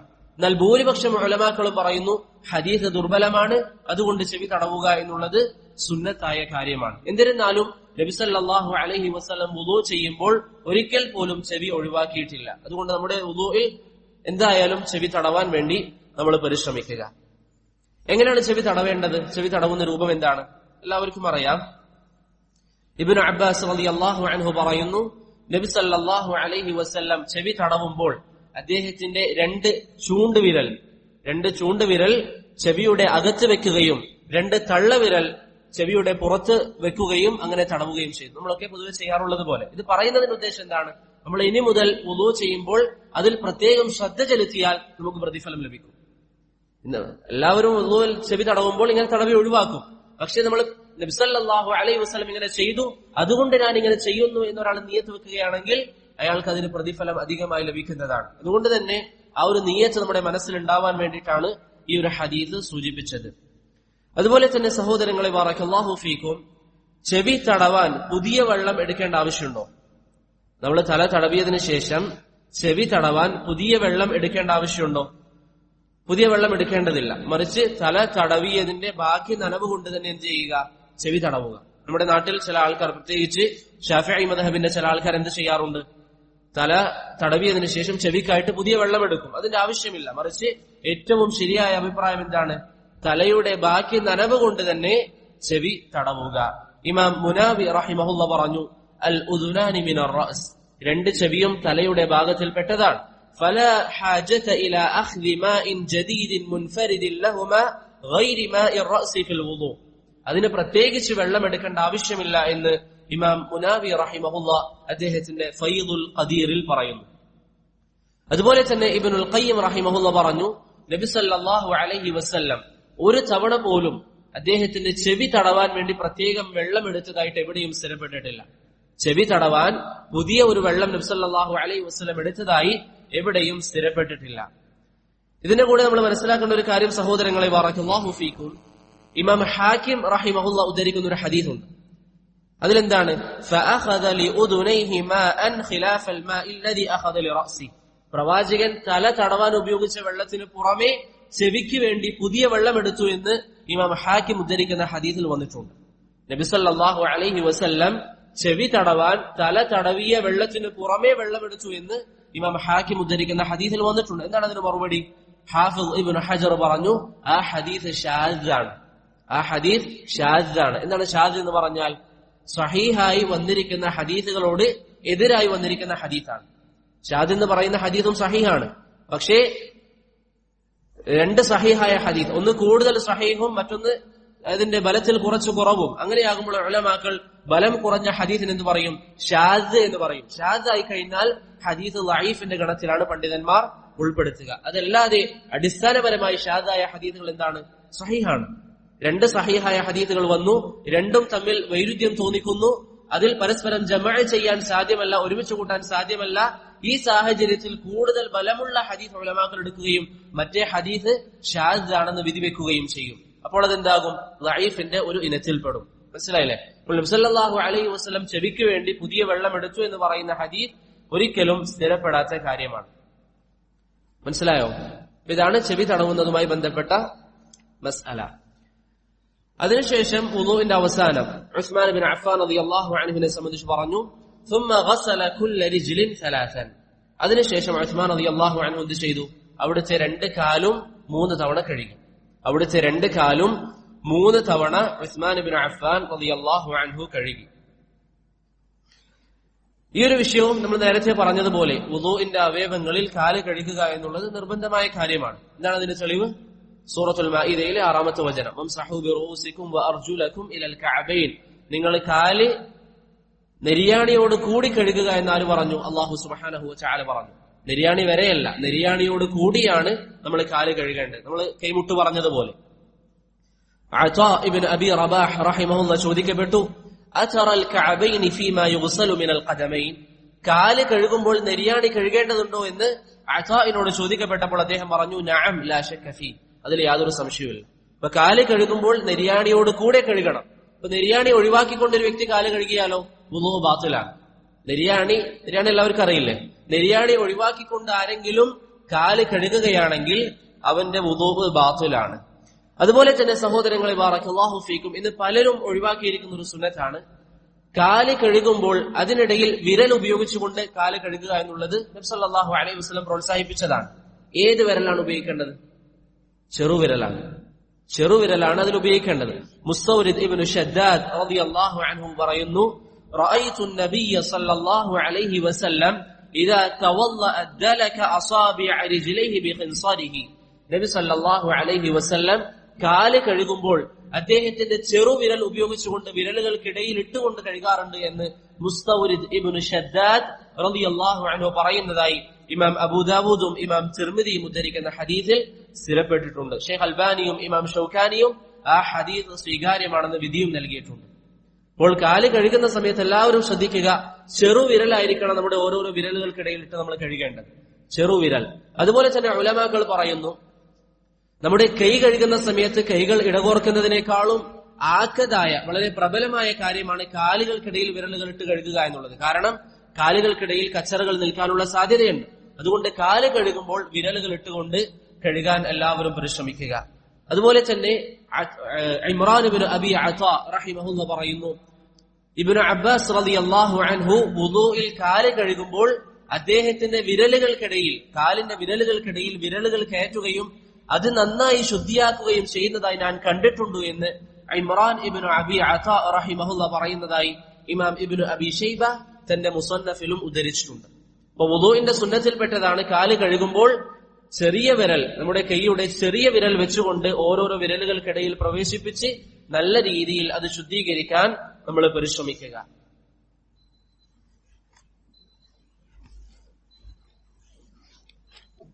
അപ്പോ ഇതുവരെ പറഞ്ഞ കാര്യങ്ങൾ മനസ്സിലായില്ലേ? ഇതുവരെ പറഞ്ഞ എല്ലാ കാര്യങ്ങളും മനസ്സിലായില്ലേ? കാല് കഴുകുന്നതാണ് അവസാനമായി നമ്മൾ പറഞ്ഞത്. വുദൂഇന്റെ അവസാനത്തെ കാര്യം എന്നുള്ളത് എന്താണ്? കാല് കഴുകലാണ്. ആ കാല് കഴുകുമ്പോൾ വിരലുകൾക്കിടയിൽ നമ്മുടെ ചെറുവിരൽ കയറ്റി നല്ല രീതിയിൽ അത് ശുദ്ധീകരിക്കുക. അത് റസൂലുള്ളാഹി സ്വല്ലല്ലാഹു അലൈഹി വസല്ലമയുടെ സുന്നത്താണ്. അതുപോലെ തന്നെ ഇതുമായി ബന്ധപ്പെട്ട് മനസ്സിലാക്കേണ്ട ഒരു കാര്യമാണ്, നമ്മൾ കാലിൽ ഖുഫ് ധരിച്ചിട്ടാണുള്ളതെങ്കിൽ, അല്ലെങ്കിൽ അൽ മസ്ഹു അലൽ ഖുഫൈൻ എന്ന് പറയുന്ന മസ്അല, കാലിൽ ഖുഫ് ധരിച്ചിട്ടുണ്ടെങ്കിൽ അതെന്താ ചെയ്യുക? അത് കഴുകാൻ പാടില്ല, അല്ലെങ്കിൽ കഴുകേണ്ടതില്ല. മറിച്ച് അതിന്റെ മുകളിൽ തടവലാണ് ഇസ്ലാം പഠിപ്പിക്കുന്നത്. ഖുഫിന്റെ മുകളിൽ തടവലാണ് ഇസ്ലാം പഠിപ്പിക്കുന്നത്. എന്താണ് ഖുഫ് എന്ന് പറഞ്ഞാൽ? ഖുഫ് എന്ന് പറഞ്ഞാൽ ഹദീസിലൊക്കെ നമ്മൾ വായിക്കുമ്പോൾ ഖുഫ് എന്ന് കാണും. ഖുഫ് എന്നതുകൊണ്ട് ഉദ്ദേശം മാ യുൽബസു ഫിർ റിജ്ലി മിൻ ജിൽദിൻ, തോല് കൊണ്ട് നിർമ്മിക്കപ്പെട്ട കാലിന് ധരിക്കുന്ന വസ്തുക്കൾക്കാണ് എന്ന് പറയുക ഖുഫ് എന്ന് പറയുക. തോല് കൊണ്ട് നിർമ്മിക്കപ്പെട്ട പഴയ കാലഘട്ടത്തിലൊക്കെ അധിക ആൾക്കാരും ഉപയോഗിച്ചുകൊണ്ടിരുന്ന തോല് കൊണ്ട് നിർമ്മിച്ചിരുന്ന കാലിന് ധരിക്കാൻ വേണ്ടി പറ്റുന്ന വസ്തുക്കൾക്കാണ് എന്ന് പറയുക ഖുഫ് എന്ന് പറയുക. ഖുഫിൽ തടവുക എന്നുള്ളത് ഇസ്ലാം അനുവദിച്ച കാര്യമാണ്. ഖുഫിന്റെ മുകളിൽ തടവുക എന്നുള്ളത് ഇസ്ലാം അനുവദിച്ച കാര്യമാണ്. കാല് കഴുകേണ്ടതില്ല. ഒരു വ്യക്തി വുദൂഇന്റെ സാഹചര്യത്തിൽ ഖുഫ് ധരിച്ചിട്ടുണ്ടെങ്കിൽ അയാൾ വ്യക്തിയെ സംബന്ധിച്ചിടത്തോളം ചെവി തടവിയതിനു ശേഷം കാല് കഴുകേണ്ടതില്ല, മറിച്ച് ഖുഫിൽ തടവിയാൽ മതി. ഖുഫിൽ നബി സല്ലല്ലാഹു അലൈഹി വസല്ലം തടവിയിട്ടുണ്ട്. നബി സല്ലല്ലാഹു അലൈഹി വസല്ലം തടവാനുള്ള അനുമതിയും നൽകിയിട്ടുണ്ട്. ഒരു ഹദീസ് മാത്രം പറയാം, ഒരു തെളിവ്. ആ തെളിവ് എല്ലാവരും മനഃപ്പാഠമാക്കുക. സഅദ് ബിൻ അബി വഖാസ് റളിയല്ലാഹു അൻഹു പറയുന്നു, നബി സല്ലല്ലാഹു അലൈഹി വസല്ലം ഖുഫിൽ തടവി. സഅദ് ഇബ്നു അബി വഖാസ് റളിയല്ലാഹു അൻഹു പറയുന്നു, നബി സല്ലല്ലാഹു അലൈഹി വസല്ലം ഖുഫിൽ തടവി. ഈ സംഭവം കണ്ട, അല്ലെങ്കിൽ ഈ സംഭവം കേട്ട അബ്ദുല്ലാഹ് ബിൻ ഉമർ ബിൻ അൽ ഖത്താബ് റളിയല്ലാഹു അൻഹുവിന്റെ അരികിൽ പോയിക്കൊണ്ട് ചോദിച്ചു, സഅദ് ഇങ്ങനെ പറയുന്നുണ്ട് പ്രവാചകൻ ഖുഫിൽ തടവി എന്ന്, അത് ശരിയാണോ? സഅദ് പറയുന്നുണ്ട് പ്രവാചകൻ ഖുഫിൽ തടവി, അത് ശരിയാണോ? ഉമർ ഇബ്ൻ അൽ ഖത്താബ് തന്റെ മകനോട് പറഞ്ഞു കൊടുത്തു, നഅം ഇദാ ഹദ്ദസക ശൈഅൻ സഅദു അനിൻ നബിയ്യി സല്ലല്ലാഹു അലൈഹി വസല്ലം ഫലാ തസ്അൽ ഗൈറഹു. സഅദ് ഇബ്നു അബി വഖാസ് പ്രവാചകനിൽ നിന്ന് ഒരു കാര്യം ഉദ്ധരിച്ചിട്ടുണ്ടെങ്കിൽ അത് മറ്റൊരാളോട് നീ ചോദിക്കാൻ പാടില്ല, അത് ചോദിക്കേണ്ട ആവശ്യമില്ല, സഅദിന്റെ വാക്കാണ് ശരിയെന്ന് മഹാനായ ഉമർ ഇബ്ൻ അൽ ഖത്താബ് റളിയല്ലാഹു അൻഹു ഇബ്നു ഉമറിന് പറഞ്ഞു കൊടുത്തു. മനസ്സിലായില്ലേ? ഈ ഹദീസ് മനസ്സിലാക്കി തരുന്നത് എന്താണ്? ഇത് ഇമാം ബുഖാരി ഉദ്ധരിക്കുന്ന ഹദീസാണ്. സഅദ് ഇബ്നു അബി വഖാസ് പറയുന്നു, നബി സല്ലല്ലാഹു അലൈഹി വസല്ലം ഖുഫിൽ തടവിയിട്ടുണ്ട്. അപ്പോൾ പ്രവാചകൻ ഖുഫിൽ തടവിയതായും തടവാൻ അനുവദിച്ചതായും 5-ലധികം ഹദീസുകൾ ഇമാം ബുഖാരിയും മുസ്ലിമും മാത്രം ഉദ്ധരിക്കുന്നതായി നമുക്ക് കാണാൻ സാധിക്കും. നബി സല്ലല്ലാഹു അലൈഹി വസല്ലം ഖുഫിൽ തടവിയ ധാരാളം സംഭവങ്ങൾ. ഖുഫിൽ തടവുക എന്നുള്ളത് അഭിപ്രായ ഭിന്നതയില്ലാത്തൊരു മസലയാണ്. അഹ്ലുസുന്നക്കിടയിൽ ഫിഖഹിന്റെ പല മസാലകൾ നമ്മൾ പറയും, എന്ത് പറയും, അതിൽ അഭിപ്രായ വ്യത്യാസമുണ്ട്, ഭിന്നത ഉണ്ടെന്നൊക്കെ പറയും. ഖുഫിൽ തടവുക എന്നുള്ളത് അഭിപ്രായ വ്യത്യാസമില്ലാത്തൊരു മസാലയാണ്. എന്തുകൊണ്ടാണ്? ഒരു കാര്യം ഞാൻ പറയാം. അഖീദന്റെ കിതാബിൽ നമ്മൾ പൊതുവെ വായിച്ചു നോക്കിയാൽ മുഖം കഴുകുന്നതായി ബന്ധപ്പെട്ട് അഖീദന്റെ കിതാബിൽ ഉണ്ടാവും. വുളൂഇൽ മുഖം കഴുകുന്നതായി ബന്ധപ്പെട്ട് ഉണ്ടാവില്ല. കാല് കഴുകുന്നത് അഖീദന്റെ കിതാബിൽ ഉണ്ടാവോ? ഇല്ല. ഖുഫിൽ തടവുന്ന മസാല അഖീദന്റെ കിതാബിൽ ഉണ്ടാകും. എന്തുകൊണ്ടാ? ഖുഫിൽ തടവാൻ പറ്റുമോ ഇല്ലയോ എന്ന വിഷയം അഭിപ്രായ വ്യത്യാസമുള്ളത് അഹ്ലുസുന്നയും ഷിയയും തമ്മിലാണ്. അതുകൊണ്ടാണ് അഖീദയുടെ ഉലമാക്കൾ അഖീദയുടെ ഗ്രന്ഥത്തിൽ ഖുഫിൽ തടവുന്ന മസാല പ്രത്യേകമായി എടുത്തു പറയുന്നത്. സഹൽ ബിൻ അബ്ദുല്ലാഹി തുസ്തരി റഹിമഹുല്ലാഹ് പറഞ്ഞു, അൽ മസ്ഹു അലൽ ഖുഫൈനി മിൻ ഖിസാലി അഹ്ലുസുന്ന. അഹ്ലുസുന്നയുടെ പ്രത്യേകതകളിൽപ്പെട്ടതാണ് അവർ ഖുഫയിൽ തടവും. അഹ്ലുസുന്നയുടെ പ്രത്യേകതയിൽപ്പെട്ടതാണ് അവർ ഖുഫിൽ തടവും. ഇമാം അബൂ ഹനീഫ, സുഫിയാൻ അസ്സൗരി, ഇമാം തഹാവി, ഇബ്നു ബത്വ, ഇമാം ബർബഹാരി, ഇബ്നു ഖഫീഫ്, അബൂ അംർ അദ്ദാനി, ഇമാം നവവി, ഇബ്നു തൈമിയ, ഇമാം ശഅബി, ഇങ്ങനെ അഹ്ലുസുന്നയുടെ ധാരാളം പണ്ഡിതന്മാർ ഖുഫിനെ സംബന്ധിച്ച് പറയുമ്പോൾ എന്ന് പറയുന്നത് കാണാൻ സാധിക്കും. ഇത് അഹ്ലുസുന്നയുടെ പ്രത്യേകതയാണ്. ഖുഫിൽ തടവുക എന്നുള്ളത് അഹ്ലുസുന്നയുടെ പ്രത്യേകതയാണ്. ഈ മസാല മനസ്സിലാക്കുന്നതിന്റെ ഗൗരവം എന്താ? ഒരു വ്യക്തി ഖുഫിൽ തടവുന്നതിനെ എതിർത്താൽ ആ വ്യക്തിയിൽ ബിദ്അത്തിന്റെ അംശമുണ്ട്. ഒരു വ്യക്തി പറയാണ് ഖുഫിൽ തടവുക എന്നൊരു ഹുക്മില്ല, അങ്ങനെയാണെങ്കിൽ ആ വ്യക്തി മുബ്തദി ആവാനുള്ള സാധ്യതയുണ്ട്. കാരണം ഇത് അഹ്ലുസുന്നയും മുബ്തദിഈങ്ങളും തമ്മിൽ വേറിട്ടിരിക്കുന്ന ഒരു മസലയാണ്. ഈ വിഷയത്തിൽ അഹ്ലുസുന്നക്കിടയിൽ അഭിപ്രായ ഭിന്നതയില്ല. ഖുഫിന്റെ വിഷയത്തിൽ അഭിപ്രായ ഭിന്നത ആരും തമ്മിലാണ്? അഹ്ലുസുന്നയും ഷിയാക്കളും. ശൈഖുൽ ഇസ്ലാം ഇബ്നു തൈമിയ പറഞ്ഞു, നബി സല്ലല്ലാഹു അലൈഹി വസല്ലമയിൽ നിന്ന് ധാരാളം ഹദീസുകളിൽ സ്ഥിരപ്പെട്ട കാര്യമാണ് ഖുഫിൽ തടവുക എന്നുള്ളത്. അഹ്ലുസുന്നക്ക് അതിൽ അഭിപ്രായ ഭിന്നതയില്ല. അതിൽ അഭിപ്രായ വ്യത്യാസം പ്രകടിപ്പിച്ചതാരാണ്? ഷിയാക്കളും ഖവാരിജുകളുമാണ് എന്ന് ശൈഖുൽ ഇസ്ലാം ഇബ്നു തൈമിയ റഹിമഹുല്ലാഹ് പറഞ്ഞു. മനസ്സിലായില്ലേ? അതുകൊണ്ടാണ് അഖീദയുടെ കിതാബുകളിൽ ഖുഫിൽ തടവുക എന്ന മസ്അല അവർ പറയുന്നത്. നേരത്തെ പറഞ്ഞ വാക്കും ഓർമ്മിച്ചു വെക്കുക. സഹൽ ബിൻ അബ്ദുല്ലാഹി തുസ്തരി പറഞ്ഞു, അൽ മസ്ഹു അലൽ ഖുഫൈനി മിൻ ഖിസാലി അഹ്ലിസുന്ന. ഖുഫിൽ തടവുക എന്നുള്ളത് അഹ്ലുസുന്നയുടെ പ്രത്യേകതയാണ്. ഇമാം ലാലികായി തന്റെ ഇഅ്തിഖാദുമായി ബന്ധപ്പെട്ട ഗ്രന്ഥത്തിൽ ഈ ഒരു അസർ ഉദ്ധരിച്ചതായി നമുക്ക് കാണാൻ സാധിക്കും. ഇപ്പൊ ഖുഫിൽ തടവാം എന്ന് മനസ്സിലായില്ലേ? ഖുഫിൽ തടവാം, തോലുകൊണ്ട് നിർമ്മിച്ചിരിക്കുന്നതിനാണ് ഖുഫ് എന്ന് പറയുക. അതിനോട് തന്നെ ഉലമാക്കൾ ചേർത്തിരിക്കുന്ന ഒരു കാര്യമാണ് ഇന്ന് നമ്മൾ ധരിക്കുന്ന സോക്സ്. അതിലും എന്ത് ചെയ്യാം? തടവുക എന്നുള്ളത് ഇസ്ലാം അനുവദിച്ച കാര്യമാണ്. ചില ഉലമാക്കൾ അതിന് ഷർത്ത് പറഞ്ഞിട്ടുണ്ട്, അത് കട്ടിയുള്ളതാവണം, അത് ഉള്ളിൽ കാണാൻ പാടില്ല. പക്ഷെ അതിനൊന്നും തെളിവുകളില്ല. ഷെയ്ഖ് ബിൻ ബാസ് റഹിമഹുള്ളയൊക്കെ അത് കട്ടിയുള്ളതാവണം എന്ന് പറയുന്നുണ്ട്. പക്ഷേ ഷെയ്ഖ് ബിൻ ഉസൈമീൻ റഹിമഹുള്ള പറയുന്നു, ആ നിബന്ധനകൾക്ക് എന്തില്ല? തെളിവില്ല. മറിച്ച് സോക്സ് എന്ന് നമ്മൾ പറയുന്നുണ്ടെങ്കിൽ എന്ത് ചെയ്യാം? അതിന് മുകളിൽ തടവൽ അനുവദനീയമാണ്. മനസ്സിലായില്ലേ? ജൗറബാണെങ്കിൽ, സോക്സ് ആണെങ്കിൽ എന്ത് ചെയ്യാം? അതിന് മുകളിൽ തടവുക എന്നുള്ളത് ഇസ്ലാം അനുവദിച്ചതാണ്. അതിന് കട്ടി ഉണ്ടാവണം എന്ന നിബന്ധനയൊന്നും ഇസ്ലാം പഠിപ്പിക്കുന്നില്ല. അതുപോലെ തന്നെ ധാരാളം സഹാബികളിൽ നിന്ന് അവർ സോക്സിൽ തടവിയതായി ഹദീസുകൾ വന്നിട്ടുണ്ട്. അന്നും ഇതിന്റെ വേറെ, നമ്മൾ ഇന്ന് ഉപയോഗിക്കുന്നതിന്റെ വേറെ രൂപങ്ങൾ അവരുടെ കാലഘട്ടത്തിൽ ഉണ്ടായിരുന്നു. ധാരാളം സഹാബികൾ, ഇമാം അബൂ ദാവൂദ് റഹിമഹുല്ലാഹ് അദ്ദേഹത്തിന്റെ സുനനിൽ പറയുന്നു, മസഹ അലൽ ജൗറബൈൻ, സോക്സിൽ തടവിയിട്ടുണ്ട് അലി ഇബ്നു അബി താലിബ്, ഇബ്നു മസ്ഊദ്, ബറാ ഇബ്നു ആസിബ്, അനസ് ഇബ്നു മാലിക്, അബൂ ഉമാമത്തുൽ ബാഹിലി തുടങ്ങിയ ധാരാളം സഹാബികൾ എന്ത് ചെയ്തിട്ടുണ്ട്? സോക്സിൽ തടവിയിട്ടുണ്ട്. അതുകൊണ്ട് തടവുക എന്നുള്ളത് ഇസ്ലാം അനുവദിച്ച കാര്യമാണ്. അത് ഏത് സോക്സ് ആണെങ്കിലും, കോട്ടൺ കൊണ്ടുണ്ടാക്കിയതാണെങ്കിലും, അതല്ല നമ്മൾ ഇന്ന് കാണുന്ന ഏത് രൂപത്തിലുള്ള സോക്സ് ആണെങ്കിലും അതിന് മുകളിൽ തടവാം. ഇനി ഒരു കാര്യം, ചില ആൾക്കാർക്ക് സംശയം വരാൻ സാധ്യതയുണ്ട്. കീറിയ സോക്സ് ആണെങ്കിൽ അതിന് മുകളിൽ തടവാൻ പറ്റും. ചില ആൾക്കാർ ധരിക്കുന്ന സോക്സിന്റെ താഴ്ഭാഗത്തൊക്കെ നല്ലൊരു ഹോൾ ഉണ്ടാകും, അല്ലെങ്കിൽ കീറിയിട്ടുണ്ടാകും. അതിന് മുകളിൽ തടവാൻ പറ്റുമോ? അതല്ല, അത് മൊത്തത്തിൽ മറഞ്ഞിരിക്കണമെന്ന് നിർബന്ധമാണോ? സഹോദരങ്ങളെ, ഉലമാക്കൾ ഈ വിഷയത്തിൽ പല അഭിപ്രായങ്ങളും പറഞ്ഞിട്ടുണ്ട്. പക്ഷേ ഏറ്റവും ശരിയായ അഭിപ്രായം, നമുക്ക് ധരിക്കാൻ സാധിക്കുന്ന സോക്സ് ആണെങ്കിൽ അതിന് മുകളിൽ തടവാം.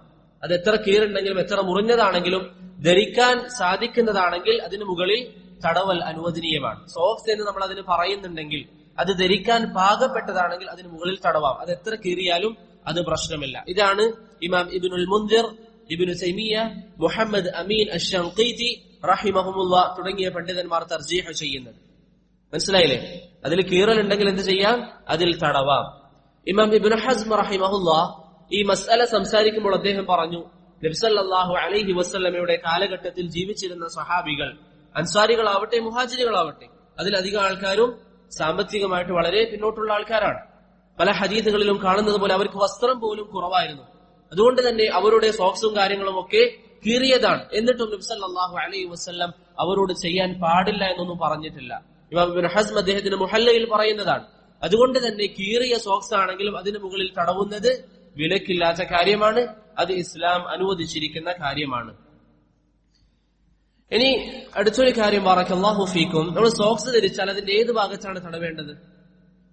അതിന്റെ മുകൾ ഭാഗത്താണ് തടവേണ്ടത്. ചില പണ്ഡിതന്മാരൊക്കെ താഴ്ഭാഗം തടവാൻ പറഞ്ഞിട്ടുണ്ട്, ശാഫിഈ മദ്ഹബിലൊക്കെ. പക്ഷേ അത് ശരിയല്ല. ഏറ്റവും ശരിയായ അഭിപ്രായം അനുസരിച്ച് സോക്സിന്റെ മുകൾ ഭാഗത്ത് മാത്രമാണ് തടവേണ്ടത്. എന്താണ് തെളിവ്? തെളിവ് പഠിക്കുക. അലി ഇബ്നു അബി ത്വാലിബ് റളിയല്ലാഹു അൻഹു പറയുന്നു, ലൗ കാന ദീനു ബിർറഅയി, ദീന് സ്ഥാപിതമാകുന്നത് നമ്മുടെ അഭിപ്രായം അനുസരിച്ചായിരുന്നെങ്കിൽ, ഓരോരുത്തർക്കും തോന്നുന്ന അഭിപ്രായം അവരുടെ ബുദ്ധി അനുസരിച്ചാണ് ദീന് സ്ഥാപിതമാകുന്നതെങ്കിൽ, ലകാന അസ്ഫലുൽ ഖുഫി ഔലാ ബിൽ മസ്ഹി മിൻ അഅലാഹു. ഒരാളുടെ ബുദ്ധി അനുസരിച്ചാണ് ദീന് സ്ഥാപിതമാകുന്നതെങ്കിൽ ശരിക്കും എവിടെയാണ് തടവാൻ പറയേണ്ടത്? കാലിന്റെ അടിഭാഗത്താണ്. അവിടെയാണ് കച്ചരാവുക, നമ്മൾ നടക്കുമ്പോഴൊക്കെ അഴുക്കാവുക അവിടെയാണ്. ഒരാളുടെ അഭിപ്രായം അനുസരിച്ചാണ് ദീനെങ്കിൽ ഇസ്ലാം കാലിന്റെ താഴ്ഭാഗത്താണ് തടവാൻ വേണ്ടി പറയുക. പക്ഷെ ഇസ്ലാം പറഞ്ഞിരിക്കുന്ന എവിടെ തടവാനാണ്? കാലിന്റെ മുകൾ ഭാഗത്താണ്. കാലിന്റെ മുകൾ ഭാഗത്താണ് നമ്മൾ വുദൂഇൽ ഖുഫിൽ തടവേണ്ടത്, അല്ലെങ്കിൽ ജൗറബിൽ സോക്സിൽ തടവേണ്ടത് എവിടെയാണ്? കാലിന്റെ മുകൾ ഭാഗത്താണ്. ഇമാം ഇബ്നു കസീറും ഇബ്നു ഹജറും അലി ഇബ്നു അബി ത്വാലിബിന്റെ ഈ അസർ സഹീഹാണെന്ന് പറഞ്ഞതായി നമുക്ക് കാണാം. അപ്പൊ കാലിന്റെ താഴ്ഭാഗത്തല്ല, മറിച്ച് മുകൾ ഭാഗത്താണ് നമ്മൾ തടവേണ്ടത്. എങ്ങനെയാണ് തടവേണ്ടത്? രണ്ട് രൂപങ്ങളാണ്. അഭിപ്രായ വ്യത്യാസം അല്ലെങ്കിൽ രണ്ട് രൂപങ്ങൾ പണ്ഡിതന്മാർ പറഞ്ഞിട്ടുണ്ട്. ഒന്നാമത്തേത് നമ്മൾ തല തടവില്ലേ, അതുപോലെ തന്നെ ചെവി തടവില്ലേ, രണ്ടും ഒന്നിച്ചല്ലേ നമ്മൾ ചെയ്യാറ്, അതുപോലെ ഒന്നിച്ച് ചെയ്യുക. അതെങ്ങനെയാണ്? നമ്മുടെ രണ്ട് കൈയും നമ്മുടെ കാലിന്റെ വിരലിന്റെ അടുത്ത് വെക്കുക. അതിനുശേഷം നമ്മുടെ കാലിന്റെ ഈ അവസാന ഭാഗം വരെ, ഈ ഭാഗം വരെ ഇങ്ങനെ വലിക്കുക, രണ്ട് കൈയും ഒന്നിച്ച്. ഇപ്പൊ നമ്മുടെ കാൽ ഇതാണെങ്കിൽ രണ്ട് കൈയും രണ്ട് കാലിൽ വെച്ചതിന് ശേഷം ഒന്നിച്ച് തടവുക. നമ്മുടെ ചെവി ഒന്നിച്ചല്ലേ നമ്മൾ തടവാറുള്ളത്, അതുപോലെ കാല് ഒന്നിച്ച് തടവുക. ഇതാണ് ശൈഖ് ഇബ്നു ഉസൈമീൻ റഹിമഹുല്ലാഹ് പറയുന്നത്. രണ്ട് കാലിന്റെ മുകളിൽ കൈ വെച്ചതിന് ശേഷം വിരൽ മുതൽ കാലിന്റെ അവസാന ഭാഗം വരെ, ഈ ഭാഗത്തിന് എന്താ പറയാ? ഈ ഭാഗം നടമ്പല്ല, മനസ്സിലായി നിങ്ങൾക്ക്? കാലിന്റെ ഈ ഭാഗം വരെ എന്ത് ചെയ്യാം? തടവാം. രണ്ട് കൈയും ഒന്നിച്ച് കാലിൽ വെച്ചതിന് ശേഷം അത് തടവുക. അതല്ലെങ്കിൽ ശൈഖ് ഇബ്നു ബാസ് റഹിമഹുല്ലാഹ് പറയുന്നു, ആദ്യം വലത്തെ കൈ ഉപയോഗിച്ചുകൊണ്ട് വലത്തെ കാല് തടവുക, അതിനുശേഷം ഇടത്തെ കൈ ഉപയോഗിച്ചുകൊണ്ട് ഇടത്തെ കാല് തടവുക. ഈ രണ്ട് രൂപവും നമുക്ക് സ്വീകരിക്കാവുന്നതാണ്. മനസ്സിലായോ? രണ്ട് രൂപം, ഖുഫ് തടവുന്നതിന്റെ രണ്ട് രൂപം. ഒന്നുകിൽ രണ്ട് കൈയും നമ്മൾ കാലിന്റെ മുകളിൽ വെച്ച് ഒന്നിച്ച് രണ്ട് കാലും തടവുക, ചെവി തടവുന്നത് പോലെ. അല്ലെങ്കിൽ വുദൂഇന്റെ അവയവങ്ങൾ നമ്മൾ കഴുകുന്നത് പോലെ ആദ്യം വലത്തെ ഭാഗം പിന്നെ ഇടത്തെ ഭാഗമാണല്ലോ, അതുപോലെ ആദ്യം വലത്തെ ഭാഗത്തെ കാല് തടവുക, അതിനുശേഷം ഇടത്തെ ഭാഗത്തെ കാലും തടവുക. ഈ രണ്ടഭിപ്രായം പറഞ്ഞിരിക്കുന്നത് ആരാണ്? ഒന്നിച്ച് തടവണമെന്ന് പറഞ്ഞത് ഇബ്നു ഉസൈമീൻ റഹിമഹുല്ലാഹ്. അതാണ് ഹനഫി മദ്ഹബിന്റെ അഭിപ്രായം. ഒന്ന് ആദ്യം വലത്തേതും പിന്നെ ഇടത്തേതും തടവണമെന്ന് പറഞ്ഞത് ആരാണ്? ഇബ്നു ബാസ് റഹിമഹുല്ലാഹ്. രണ്ടും അനുവദിക്കപ്പെടുന്ന രൂപമാണ്. എത്ര തവണയാണ് തടവേണ്ടത്? ഒരു തവണയാണ്. ഒരു തവണയാണ് വുദൂഇൽ തടവേണ്ടത്. കാല് സോക്സ് തടവുമ്പോൾ ഒരു തവണയാണ് തടവേണ്ടത്. മുഗീറത്ത് ഇബ്നു ശുഅബ റളിയല്ലാഹു അൻഹു നബി സല്ലല്ലാഹു അലൈഹി വസല്ലമയെ സംബന്ധിച്ച് പറഞ്ഞപ്പോൾ പറഞ്ഞു, കുൻതു മഅൻ നബിയ്യി ഫീ സഫരിൻ, ഞാനൊരു യാത്രയിൽ പ്രവാചകന്റെ കൂടെയായിരുന്നു. ഫഅഹ്വൈതു ലിഅൻസിഅ ഖുഫൈഹി, പ്രവാചകന്റെ ഖുഫ, പ്രവാചകൻ മലമൂത്ര വിസർജനത്തിന് ശേഷം അവിടുത്തെ ഖുഫ ഞാൻ ഊരാൻ വേണ്ടി കുനിഞ്ഞപ്പോൾ നബി സല്ലല്ലാഹു അലൈഹി വസല്ലം പറഞ്ഞു, ദഅഹുമ, അതിനെ ഒഴിവാക്കുക. ഫമസഹ അലൈഹിമ, അതിനുശേഷം രണ്ട് ഖുഫയിലും നബി സല്ലല്ലാഹു അലൈഹി വസല്ലം തടവി. ഒരു തവണ മാത്രമാണ് ഖുഫ തടവേണ്ടത്. സോക്സ് നമ്മൾ ധരിച്ചാൽ ഒരു തവണയാണ് തടവേണ്ടത്, അതല്ലാതെ രണ്ട് തവണ അല്ലെങ്കിൽ മൂന്ന് തവണ തടവേണ്ട ആവശ്യമില്ല. അതുപോലെ തന്നെ ഈ ഹദീസിൽ നമുക്കുള്ള മറ്റൊരു പാഠം എന്താണ്? ഖുഫ ധരിക്കുമ്പോൾ അത് തടവൽ അനുവദനീയമാകുന്നത് എപ്പോഴാണ്? ശുദ്ധിയോടുകൂടി ഖുഫ ധരിച്ചാൽ മാത്രമാണ്. നബി സല്ലല്ലാഹു അലൈഹി വസല്ലം പറഞ്ഞു, ഫഇന്നി അദ്ഖൽതുഹുമാ താഹിറതൈൻ, ഞാൻ ശുദ്ധിയുള്ള രീതിയിലാണ്, എനിക്ക് ത്വഹാറത്തോട് കൂടിയാണ്, വുദൂഇന്റെ അവസ്ഥയിലാണ് ഖുഫ ധരിച്ചിരിക്കുന്നത്. ഇത് ശരിക്കും മനസ്സിലാക്കണം. നമ്മൾ സോക്സ് ധരിക്കുമ്പോൾ ധരിക്കുന്ന സമയത്ത് എന്തുണ്ടാവണം? വുദൂ ഉണ്ടാവണം. ഒരു വ്യക്തി സോക്സ് ധരിക്കുന്ന സമയത്ത് അയാൾക്ക് വുദൂ ഇല്ല, അതിനുശേഷം അയാൾ സോക്സ് ധരിച്ചു, വുദൂവിന്റെ സാഹചര്യത്തിൽ തടവാൻ പറ്റുമോ? തടവാൻ പാടില്ല. മറിച്ച് ധരിക്കുന്ന സമയത്ത് അയാൾക്ക് വുദൂ ഉണ്ടാവേണ്ടതുണ്ട്. അതുപോലെ തന്നെ ഒരു മസ്അല, ബറകല്ലാഹു ഫീക്കും, സോക്സ് അഴിച്ചുകൊണ്ട് വുദൂ ചെയ്യലാണോ നല്ലത്, അതല്ല സോക്സിന്റെ മുകളിൽ തടവലാണോ നല്ലത്? ഏതാണ് കൂടുതൽ അഫ്ളൽ, കൂടുതൽ പുണ്യമുള്ളത് ഏതാണ്? നമ്മൾ സോക്സ് ധരിച്ച് മസ്ജിദിലെത്തി വുളൂ ചെയ്യാൻ വേണ്ടി പോകുമ്പോൾ സോക്സ് അഴിക്കലാണോ അതല്ല അതിന്റെ മുകളിൽ തടവലാണോ ഏറ്റവും അഫ്ളൽ? അതിന്റെ മുകളിൽ തടവലാണ്. ഏറ്റവും അഫ്ളൽ എന്നുള്ളത് സോക്സിന്റെ മുകളിൽ തടവലാണ്. അതാണ് ഹംബലി മദ്ഹബ്, അതാണ് ഇബ്നുൽ മുൻദിർ, ഇബ്നു തൈമിയ, ഇബ്നുൽ ഖയ്യിം, ഇബ്നു ബാസ്, ഇബ്നു ഉസൈമീൻ, ഇമാം ഷൻഖീതി തുടങ്ങിയ പണ്ഡിതന്മാരെല്ലാവരും പറയുന്നു ഏറ്റവും നല്ലത് എന്താണ്? സോക്സിന്റെ മുകളിൽ തടവലാണ്. അത് അഴിക്കേണ്ടതില്ല, മറിച്ച് അതിന്റെ മുകളിൽ തടവുക. ഇബ്നുൽ മുൻദിർ റഹിമഹുല്ലാ അതിന് നല്ല ഒരു വശം പറയുന്നുണ്ട്. എന്തുകൊണ്ടാണ് അതാണ് ഏറ്റവും പുണ്യം എന്ന് പറയുന്നത്? ഇഹ്യാഉ മാ തഅന ഫീഹിൽ മുഖാലിഫൂന മിനസ് സുനൻ അഫ്ളലു മിൻ തർക്കിഹി. മുഖാലിഫീങ്ങൾ, ഷിയാക്കൾ, അഹ്ലുസുന്നയുടെ ശത്രുക്കൾ എതിർക്കുന്ന ഒരു കാര്യമായതുകൊണ്ട് അതിനെ നമ്മൾ ജീവിപ്പിക്കുക എന്നുള്ളത് വളരെ പുണ്യകരമായ ഒരു കാര്യമാണ്. ഷിയാക്കൾ എന്ത് പറയുന്നു? ഹുഫയിൽ തടവാൻ പാടില്ല. അഹ്ലുസുന്ന പറയുന്നു ഹുഫയിൽ തടവാം, സോക്സിൽ തടവാം. അതുകൊണ്ട് തന്നെ ആ ഒരു സുന്നത്ത് ജീവിപ്പിക്കുക എന്നുള്ളതാണ് ഏറ്റവും നല്ലത് എന്ന് ഇമാം ഇബ്നുൽ മുൻദിർ റഹിമഹുല്ലാ പറയുന്നതായി ഇബ്നു ഹജർ അൽ അസ്ഖലാനി അദ്ദേഹത്തിന്റെ ഫത്ഹുൽ ബാരിയിൽ പറയുന്നു. അവസാനത്തെ ഒരു മസ്അല, എത്ര ദിവസം വരെ നമുക്ക് തടവാം? സോക്സ് ധരിക്കുന്ന വ്യക്തികളെ സംബന്ധിച്ചിടത്തോളം എത്ര ദിവസം വരെ അവർക്ക് സോക്സിൽ തടവാം? ശുറൈഹ് ഇബ്നു ഹാനി റഹിമഹുല്ലാ ആയിഷ റളിയല്ലാഹു അൻഹയുടെ അരികിൽ വന്നുകൊണ്ട് ചോദിച്ചു.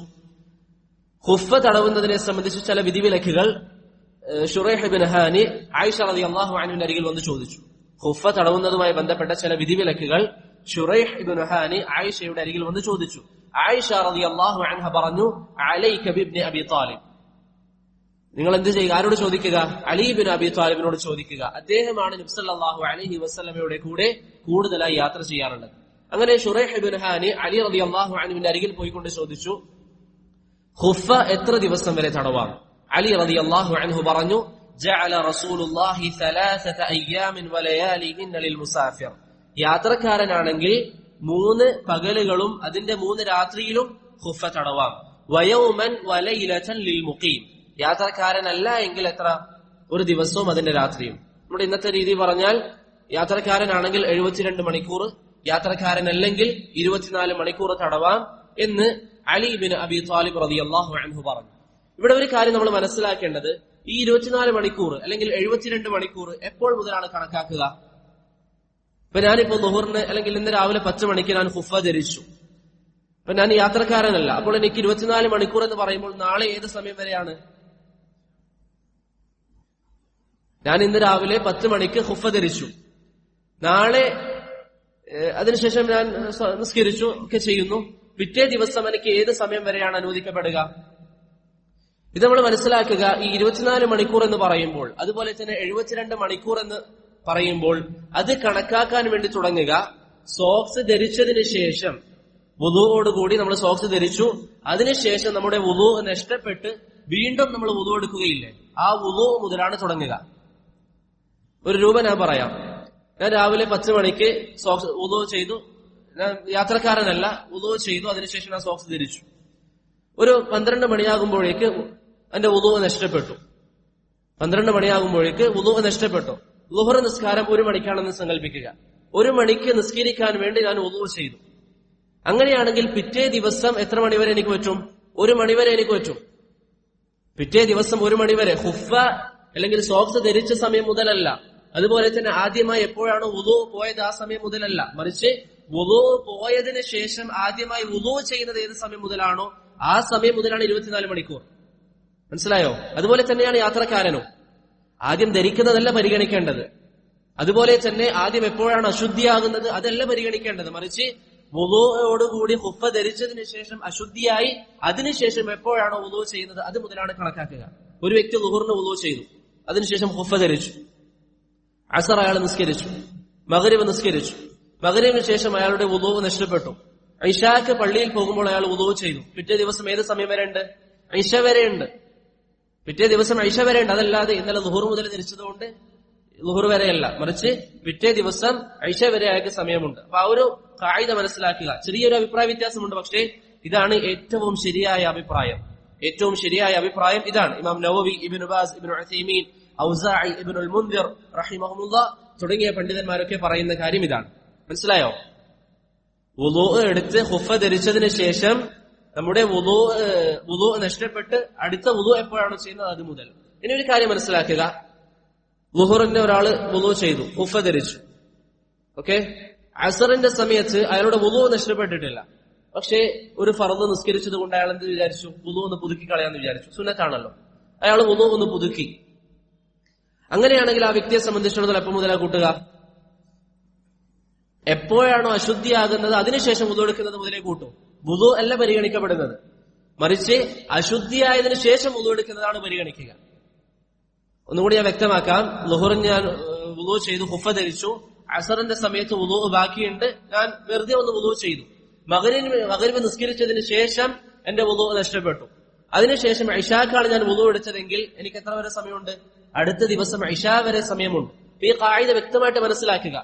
നമ്മൾ ഖുഫ ധരിച്ചു വുളുവോടുകൂടി, അതിനുശേഷം വുളു നഷ്ടപ്പെട്ടു, അതിനുശേഷം നമ്മൾ വുളു ചെയ്തു, ആ സമയം മുതൽ 24 മണിക്കൂർ. മനസ്സിലായില്ലേ? അതാണ് ഖുഫയുടെ കാലാവധി. അങ്ങനെയാണ് യാത്രക്കാരനും നാട്ടിൽ താമസിക്കുന്നവനും കണക്കാക്കേണ്ടത്.